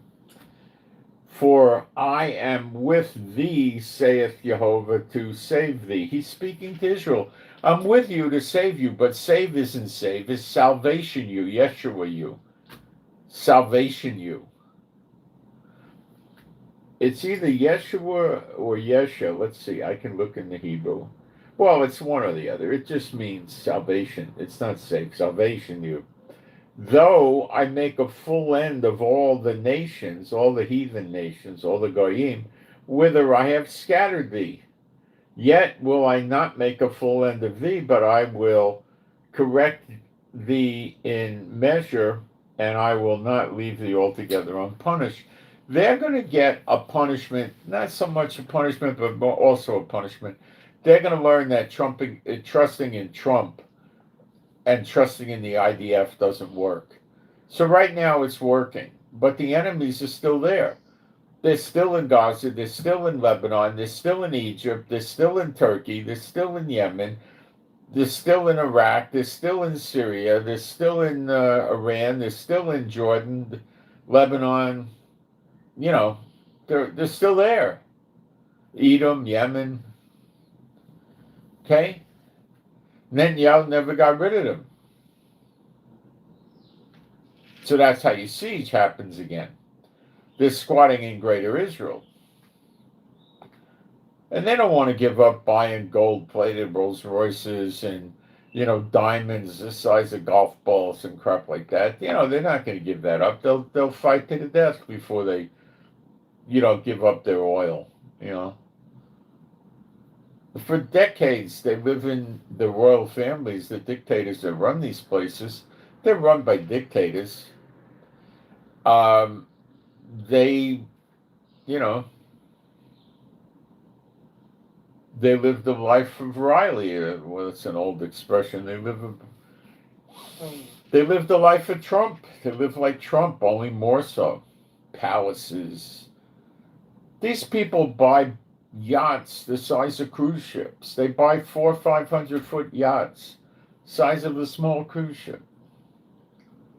They buy airliners, regular airliners that have 200-300 people in them, and they make them into private jets.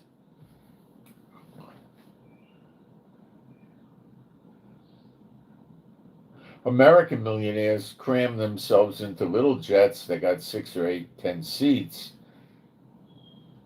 They run around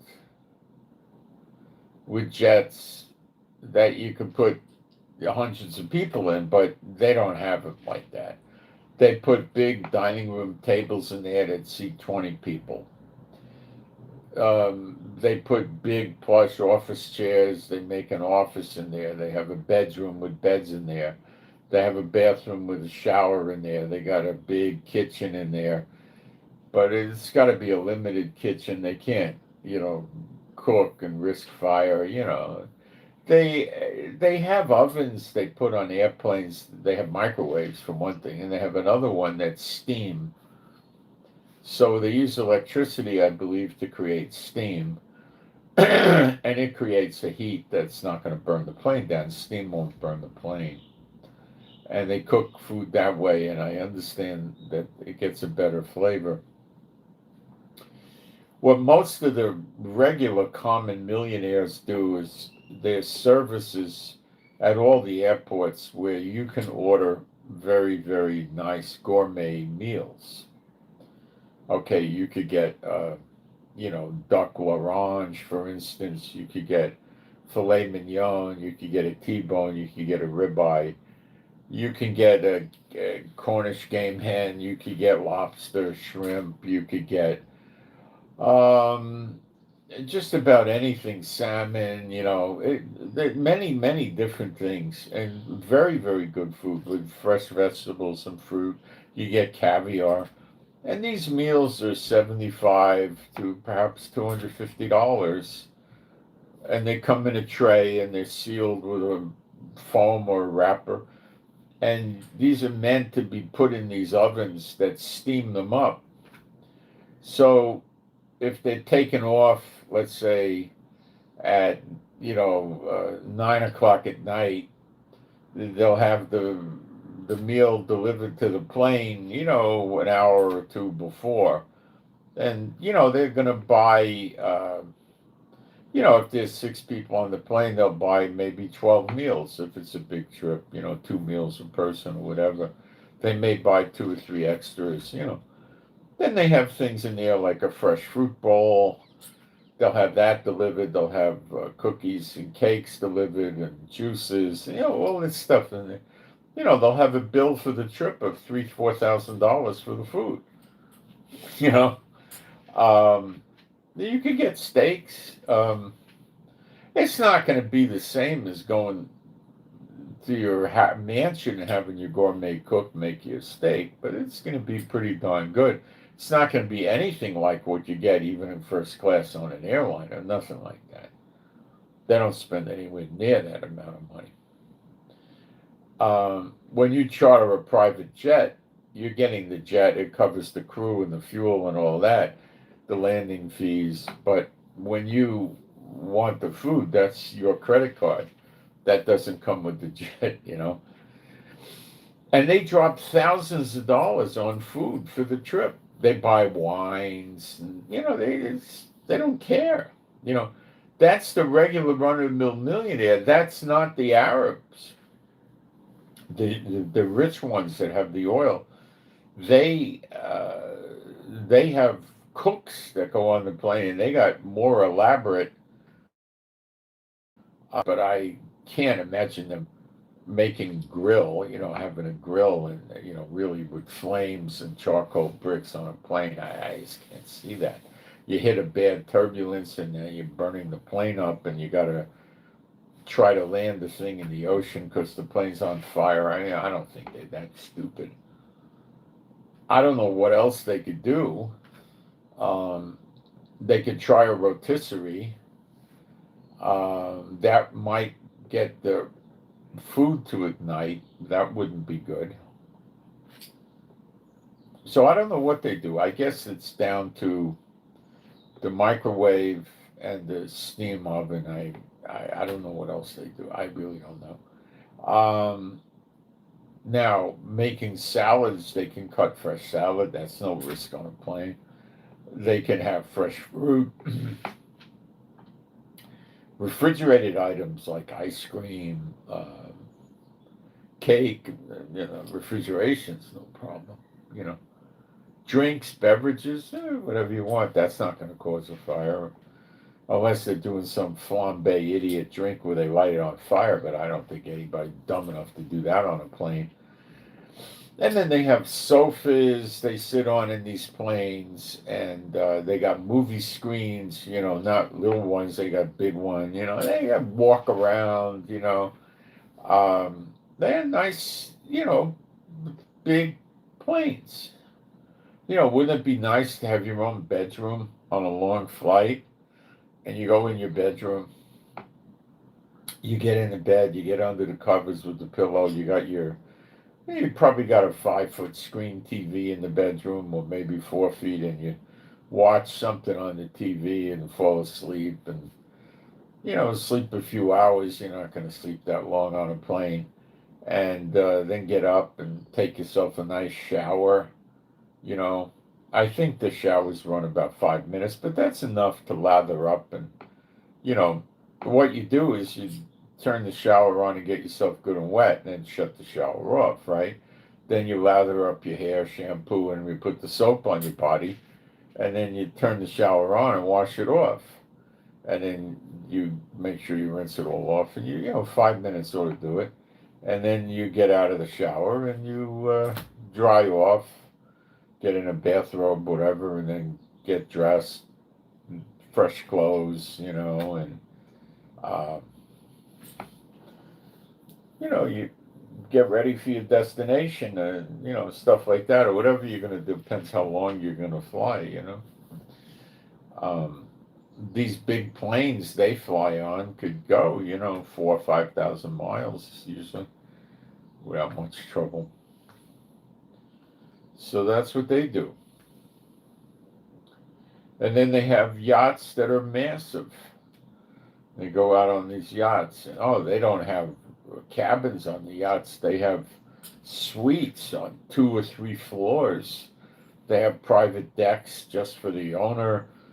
They got, they'll have a bedroom that's, 30 feet by 20 or something like that. His and her bathrooms, his and her walk-in closets, all sorts of stuff. They got offices in the suite. So they segregate themselves away from the guests. So they have their own. So if they want to be with the guests, they walk out of their area and go down where the guests are and mingle. Or they invite the guests up to their area. But they control if they want to be by themselves or not, So they don't live like us. Some of these houses are 100,000 square feet. You know how big that is? I mean, you get lost in the house. If you forgot where you put your phone, what do you do in a house that size? I don't know. Get somebody to call the phone and constantly and walk around the house and see if you hear it ringing. I mean, it's just nuts the way they live, and they're not about to give that up.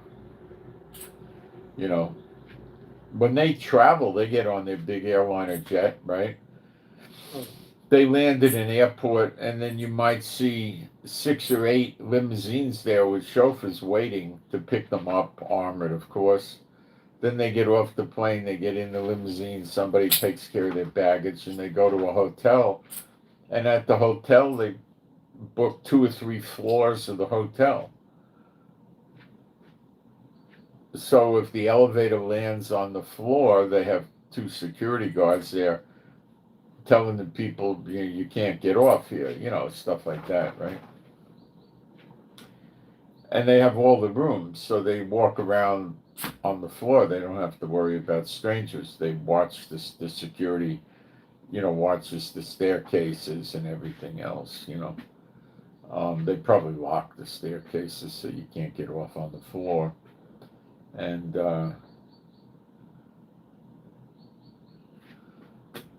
they have a lifestyle that is just unknown to even millionaires.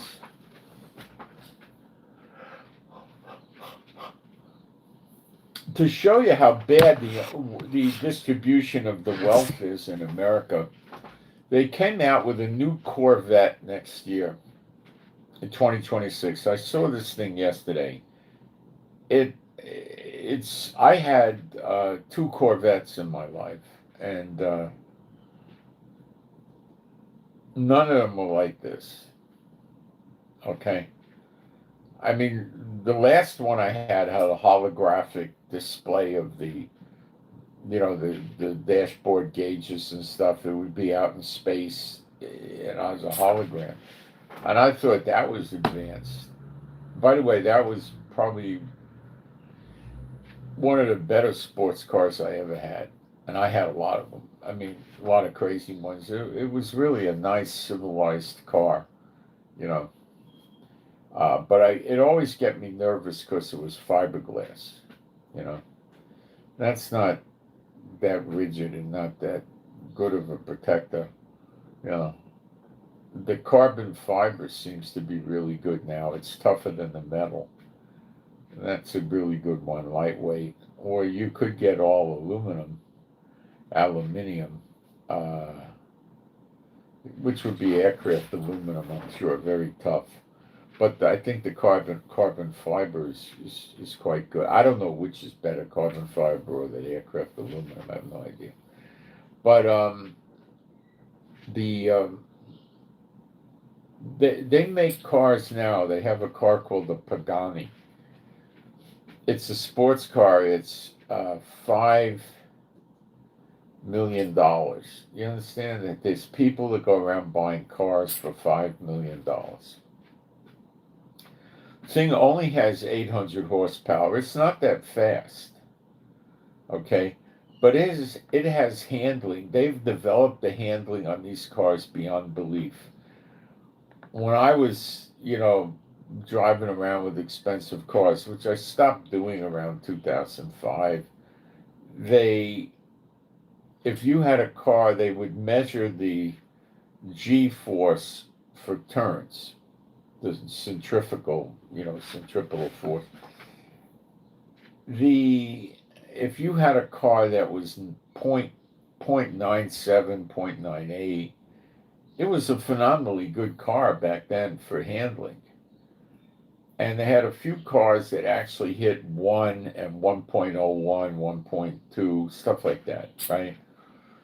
And that was phenomenal handling. And the way they got there was they had very expensive tires and they had a computer, and the computer was controlling the power. You'd have four-wheel drive, where the power went to which wheel. And you would get, roughly about a 1.0 or a little less or a little bit more. And that was phenomenal handling. I had a Porsche Turbo that came in at about 0.97, 0.99, something like that, and you could whip it around 90-degree turns, so it was incredible. You wouldn't wipe out because you had that computer-controlled thing, But now they're getting cars, that Pagani goes at 2.0, so it's twice as good as the Porsche Turbo I had. I can't imagine, honestly, I can't imagine how good. That means you're going to make a turn, let's say a left turn, like in a city street like this.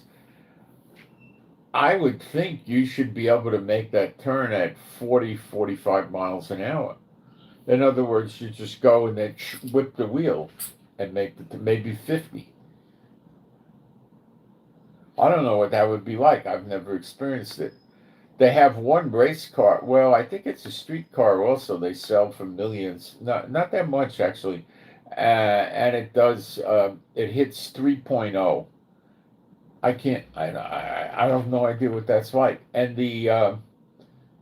there's a lot of cars that get 1.4, 1.6. It's crazy. That's so much handling. I don't know what it's like. So the Corvette is, I think, 1.3 or 4, something like that. It's not up by the twos, but it's way the heck high. Maybe it's 1.5. I looked it up. The car has 1,000 horsepower. It has four-wheel drive where the rear wheels turn. They don't turn much. They turn an inch or so, right? Makes a big difference in handling, though, because you're not fishtailing your back end because it's rigid. It's actually turning with the front end, so you're not going to get that whipping fishtail. And it's a gorgeous thing. It looks like a $1 million Lamborghini or Ferrari. I mean, it doesn't look anything like what a Corvette looks like. Nothing that I can remember. The interior looks like you're in a spaceship or Captain Kirk or something like that, right? And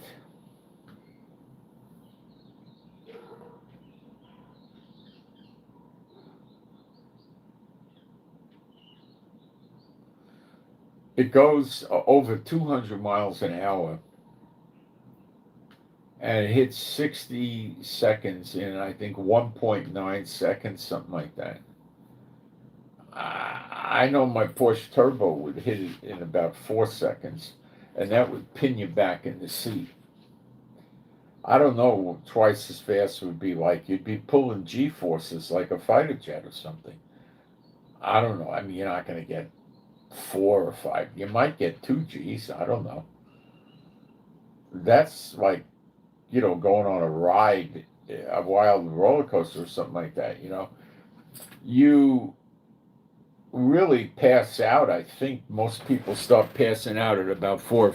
I think to get 4 or 5 Gs, you'd have to have 0 to 60 in about a quarter of a second or a half a second or something like that.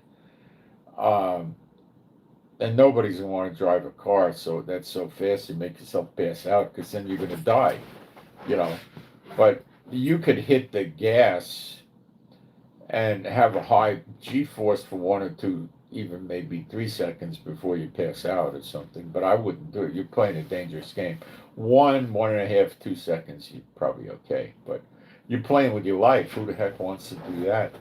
You know, fighter pilots got oxygen and they can pass out sometimes. But they come back.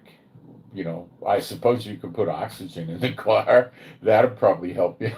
But, you're going to go around with a tank with oxygen, put the mask on, and some cop sees you. Can you imagine what he's going to do to you? Putting oxygen on. Oh, gosh. He'd just love to get there and play this out in court with the judge. I don't know what the judge would do. The judge would say, I'm going to take this in. Before he sentences the guy, he'd probably just give him a bad sentence. Might confiscate the car or something like that. I don't know. They think the guy's a menace. You drive at 200 miles an hour, you could wipe out 10, 15 people. The thing was, and so I'm looking at this thing and I'm waiting to see what the price is, right? $180,000 for the base. Now, when you get finished with the options, it's probably going to be 200 to 220. So there's Americans that are buying Corvettes for, let's say, about $200,000. Most of you that are doing okay and getting by, that's probably, 2 or 3 years' wages for you. And that's somebody just buying one car. That's an impractical car that has 2 seats. It's very low to the ground. You have to be careful where you drive it or you could hurt the car. Really. I don't know if it has that. Some of the expensive cars like the Lamborghinis and stuff have a way you could raise the car 3 or 4 inches higher for clearance so you could ride around on a bumpier road with the speed bumps easier and stuff like that. It probably has that, but I don't know. It hurts your handling. So when you do that, you just want to do that when you're on city streets. And then when you get on a highway, you want to drop it back low again. Um, what would the payment on the lease be if you leased the thing like that for 3 years?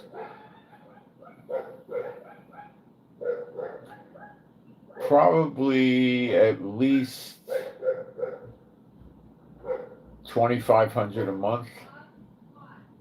I'm guessing, because the thing's going to depreciate, maybe probably 3,000, because it's probably going to depreciate badly. So in 3 years, $200,000 car with the options could be worth $100,000. I don't know. Maybe in that case they may charge you 4,000 or 5,000 a month. I don't know.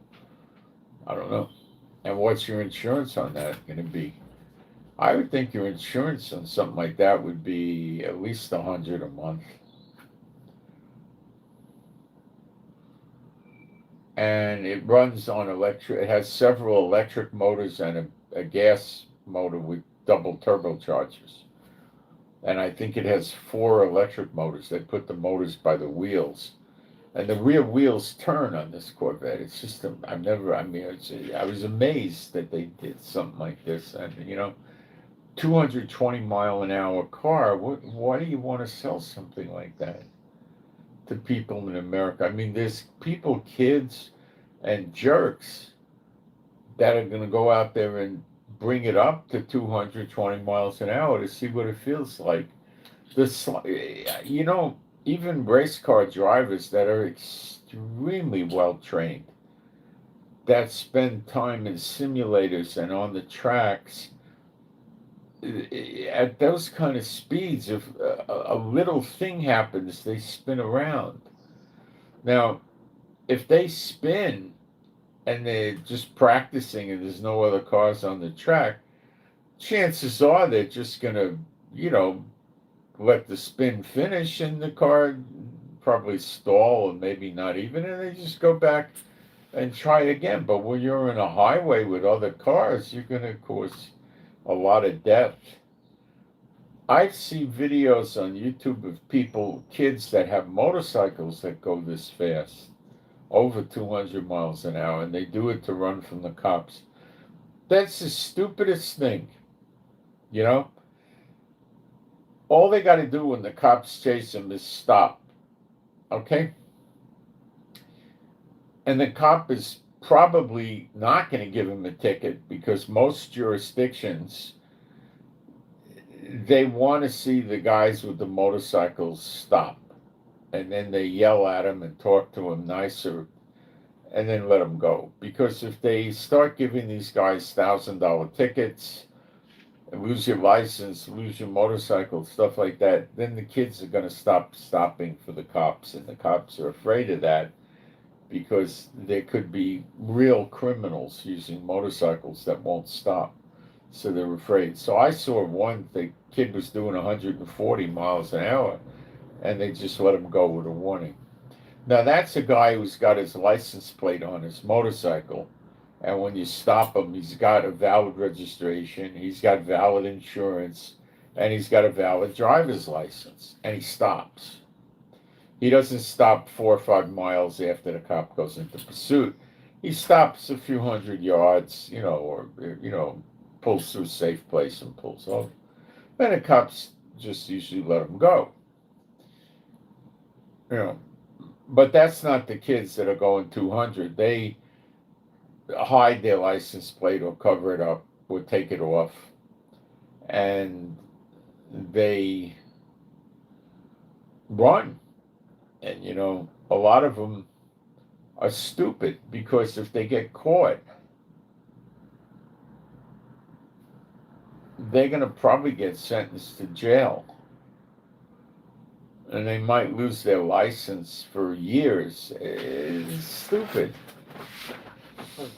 It's stupid to go that fast. If you're in a hurry and you're trying to go someplace and the speed limit is 70, you go 88 or something like that, or 90, what's the cop going to do to you? He's not going to do much of anything to you. Now, somebody's sick highway patrolmen in places, that's all they do is traffic. In some jurisdictions, I think if you're 20 over the limit, they say it's reckless, and they'll write you up for reckless driving and for speeding. unsafe lane change, load you up. That's because that's all these guys do is traffic. You know, the what do you call them? The highway patrols, the state police. This is all they do. They don't go to burglaries. They don't go to armed robberies. They don't go to rapes. Who gets raped in a moving car? I mean, it probably happens, but it's rare. Somebody breaks down or they pull over and stop. Someone else comes over there and rape. I mean, but it's not a common thing. Who gets armed robbery? It's not a common thing. Do they chase criminals? Yes, because criminals are on the run and they're on the highway and they get, police put bulletins out to intercept them and stop and hold them or arrest them or whatever, and they pull them over. Yeah. They're very, very good at traffic stops on a freeway. Are they any good at traffic stops in an urban ghetto? No, because it doesn't work with the highway patrol. He's not tuned in to what's somebody going to throw off the roof at me. That doesn't happen on the freeway. Or what gangs are going to come over there and tell the cop that this is their turf, and if he knows what's good for him, he better leave. And they don't know what he's talking about. And what he's talking about is they're going to ambush him one day when he least suspects it. Somebody's going to walk up to his car and shoot him. He doesn't know that. And, they don't know how to fight real crime, okay? So these are jerks, basically. The highway patrol that show Chips came out and everybody wanted to be a highway patrolman. They didn't understand they're driving around, breathing in smog all day on the freeways. How nice. And then riding around on the freeways in the rain. Well, motorcycles, they pull them in the rain. They don't want them out on the rain. But you're driving around in cars in the rain. How much fun is that, watching all the accidents? And then you're doing accident reports. So frequently you're in the rain, the snow, or the ice, and how long does it take you to do it? Oh, you could be there an hour and a half. If somebody got killed or really hurt, you might be there for half a day. I mean, if someone's dead, you're going to be spending a lot of time there doing everything, pictures, measuring. Your boss will be there, sergeants, lieutenants, captains, or colonels, whatever they call it. But that's all these guys do is traffic stops on the freeway. It's not the same as a traffic stop in an inner city ghetto. It's a completely different program. And that's all they do. So when they see somebody making a violation, some kid on a motorcycle going 30, 40 over the speed limit, they're going to go for broke on the kid. They're going to try to give the kid so many tickets, his license will be suspended for a year or two, and he'll be paying thousands of dollars in fines. And that's how they are. So when the kid sees the cop coming, he takes his high-speed motorcycle and he guns it and starts going 150, 160 miles an hour. And the cop tries to get on the radio and so that now the cop's chasing him. If the jurisdiction allows it, he's going 130 until you got someone there. Police cars burn out. They don't burn out, but that's about as much as you're going to get out of them. The tire ratings and stuff like that. They don't have 180, 200 mile an hour tires. Some lunatic highway patrol may make tires like that, but most of them will buy a tire that'll go to 140.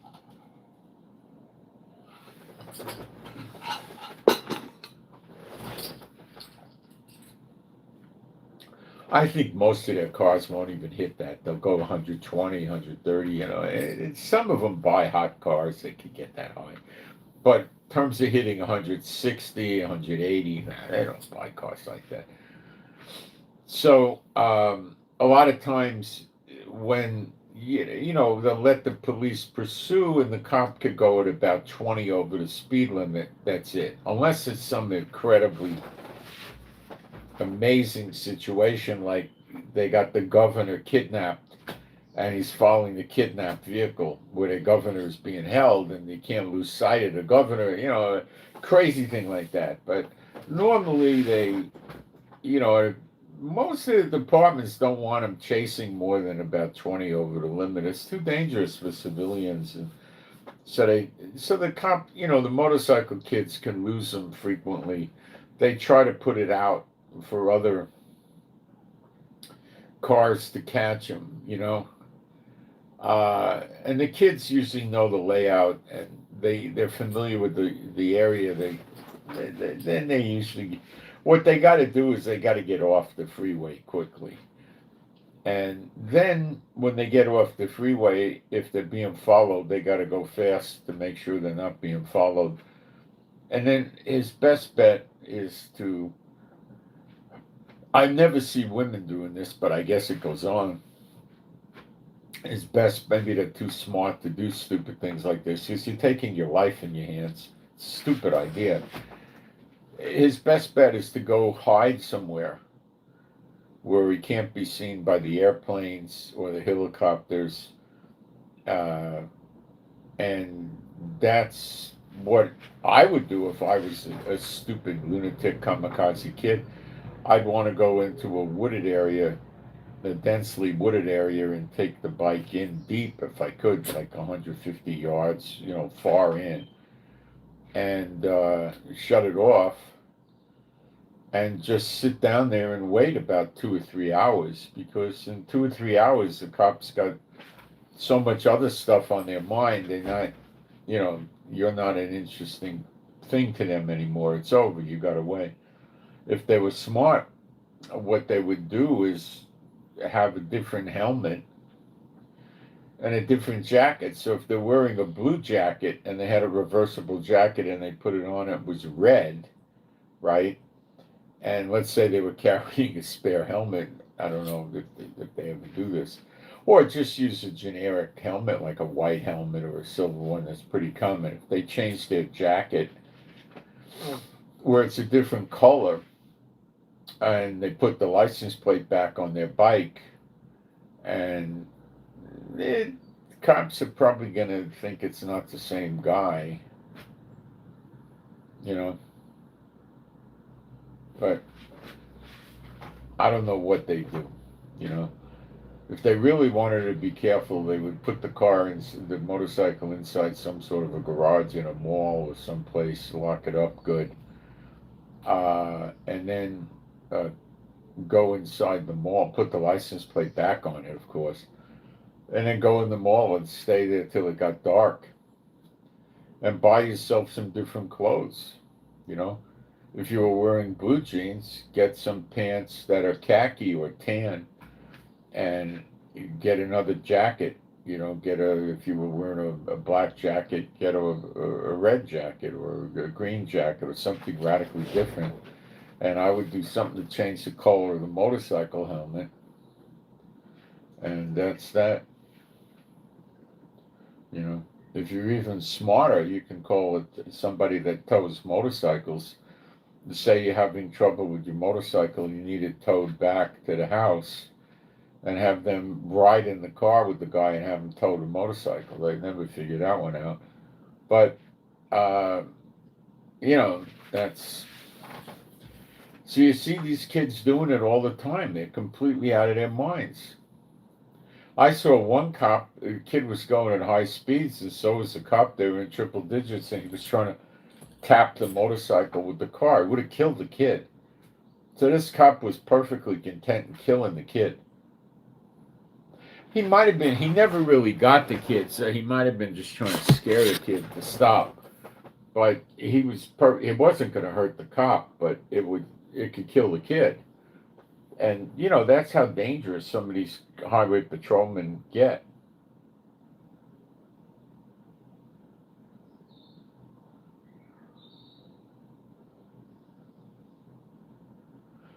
Yeah, the cops run them into deadly accidents, and sometimes they hit other cars.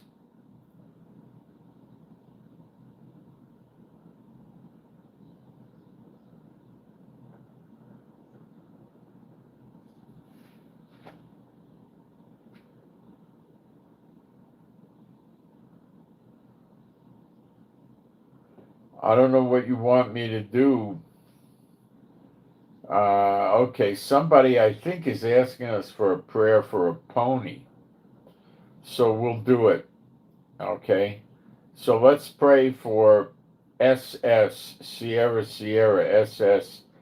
Pray for the pony to be healed. It could be the lungs. Pray for SS pony to be healed. Could be the lungs. Okay?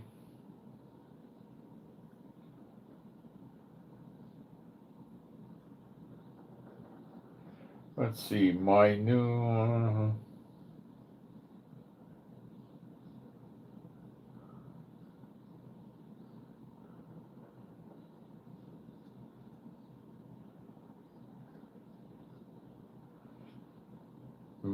orange grove is still occupied. It belongs to the tribe. I don't know what tribe you're talking about, mate. It doesn't make any sense.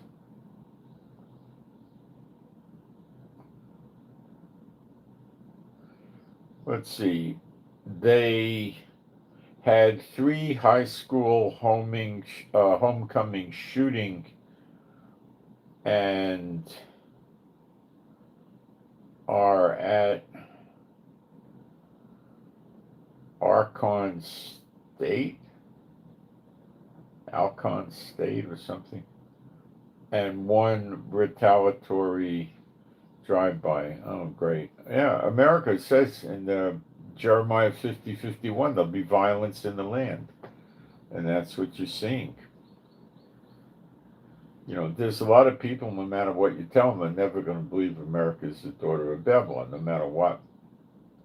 You know.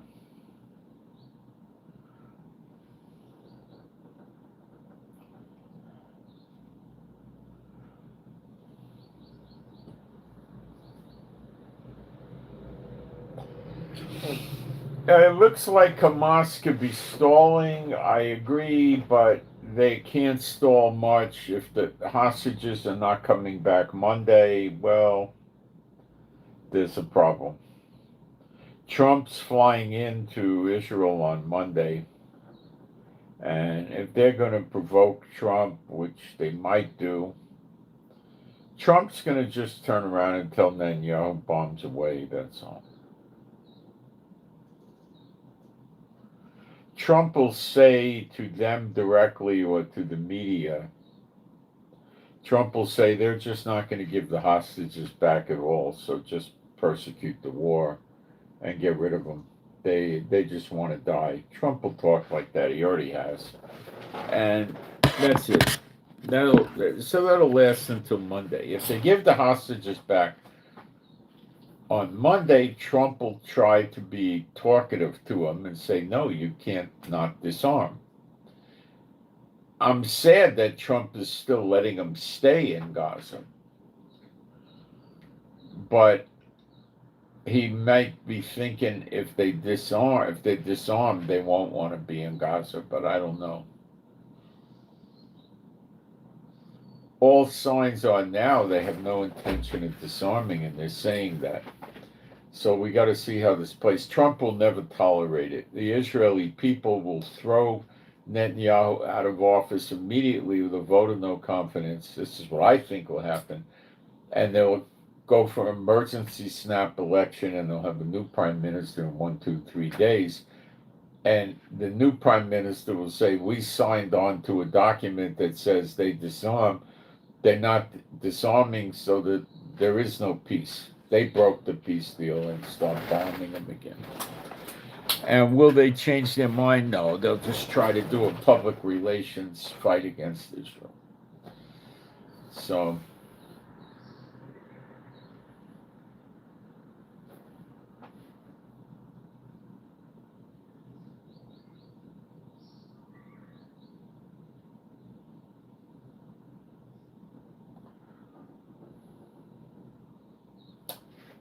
that's that.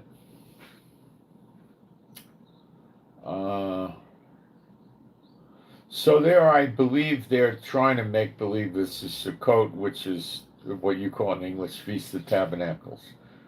Tabernacle's a sukkah. A sukkah is a temporary dwelling, like a tent. When you read tent, a lot of times it's sukkah in the Bible, which is a temporary dwelling. Um, you get that, So a lot of the Orthodox live in communities where only the Orthodox live, and they have a balcony in all the apartments, and the balcony is set up to be a sukkah. So they'll sleep on the balcony. Well, with the limits, I mean, if they got 6 children and 2 adults, I don't know how the heck they're sleeping on a balcony, unless they got some tremendously large balcony, and normally it's not. And normally I think you'll have maybe 12 feet long and 3 wide or something like that. And they try to spend a lot of the day out on the balcony. Uh, they have like beams over the balcony, and they cover it with leaves and things so they could see the stars through the roof. Will they stay out there in the rain? I don't know. Generally, it's not raining this time of year, but I don't know what they would do. Probably not go in the house. So they want to get something to eat, they go in the house. They want to go to the bathroom, they go in the house. They want to go outside, they go in the house and go down and walk around. They don't have to. There's no prohibition about walking around. But it's not the flavor. The flavor is there would be a temple, and there would be a Mount Zion that the temple's on top of, and they would go to Jerusalem. This is one of the 3 go up holidays, and they would go to Jerusalem, and they would put their sukkah up on the mountain someplace, and all the people would be there, Israel, and they'd all hang out and talk and party, and they wouldn't party like get drunk and stuff. They'd sit around at night and talk and say, "Here, you want to eat something with me?" And that sort of stuff. That's what went on. You know, and there was services at the temple and stuff like that. That's how they did it.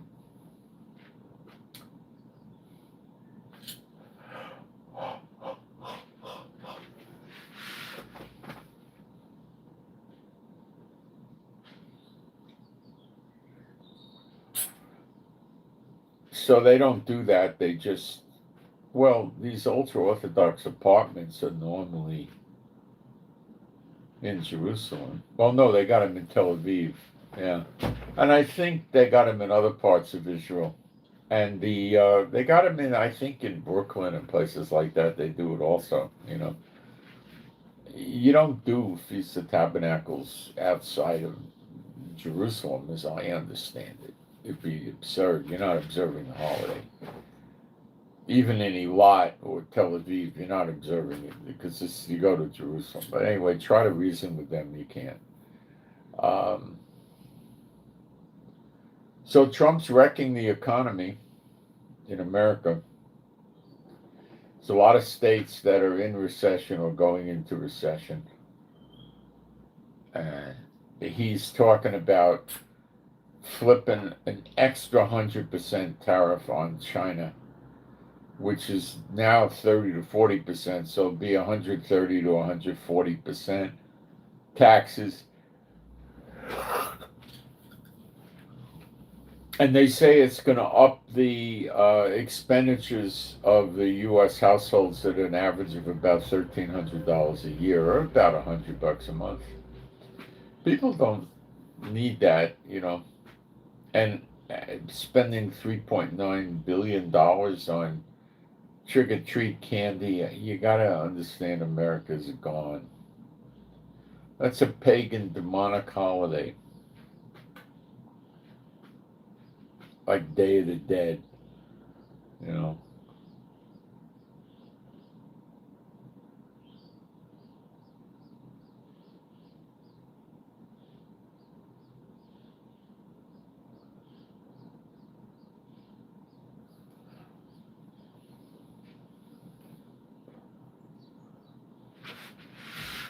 All right.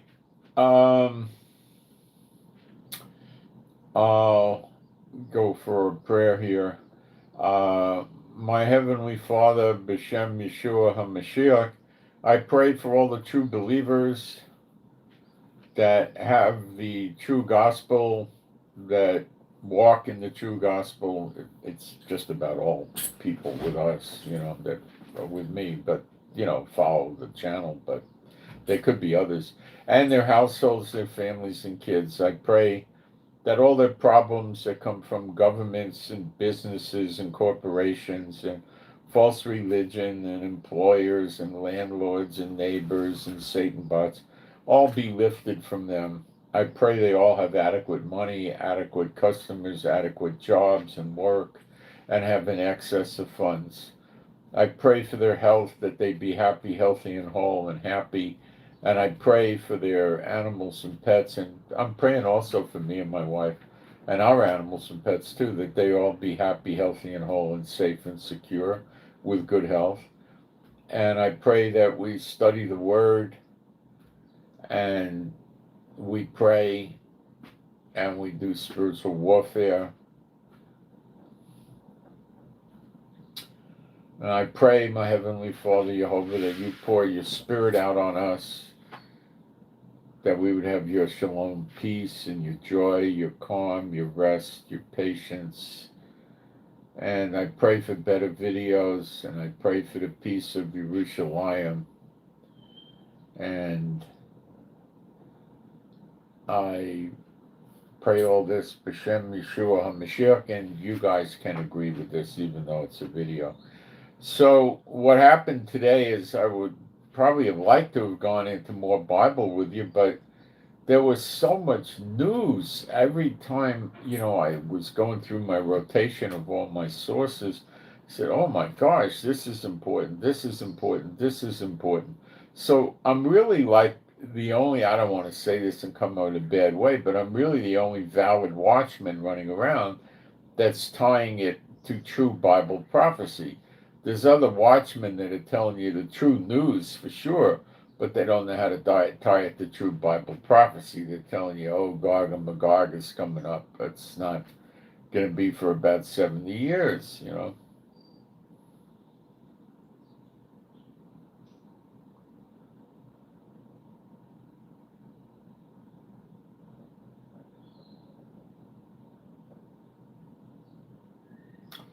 So that's it. And I send my shalom to all those who love Yeshua HaMashiach. And I hope you got something out of this. It looks like we're getting the broadcast working pretty good. And y'all can email me whenever you need to. And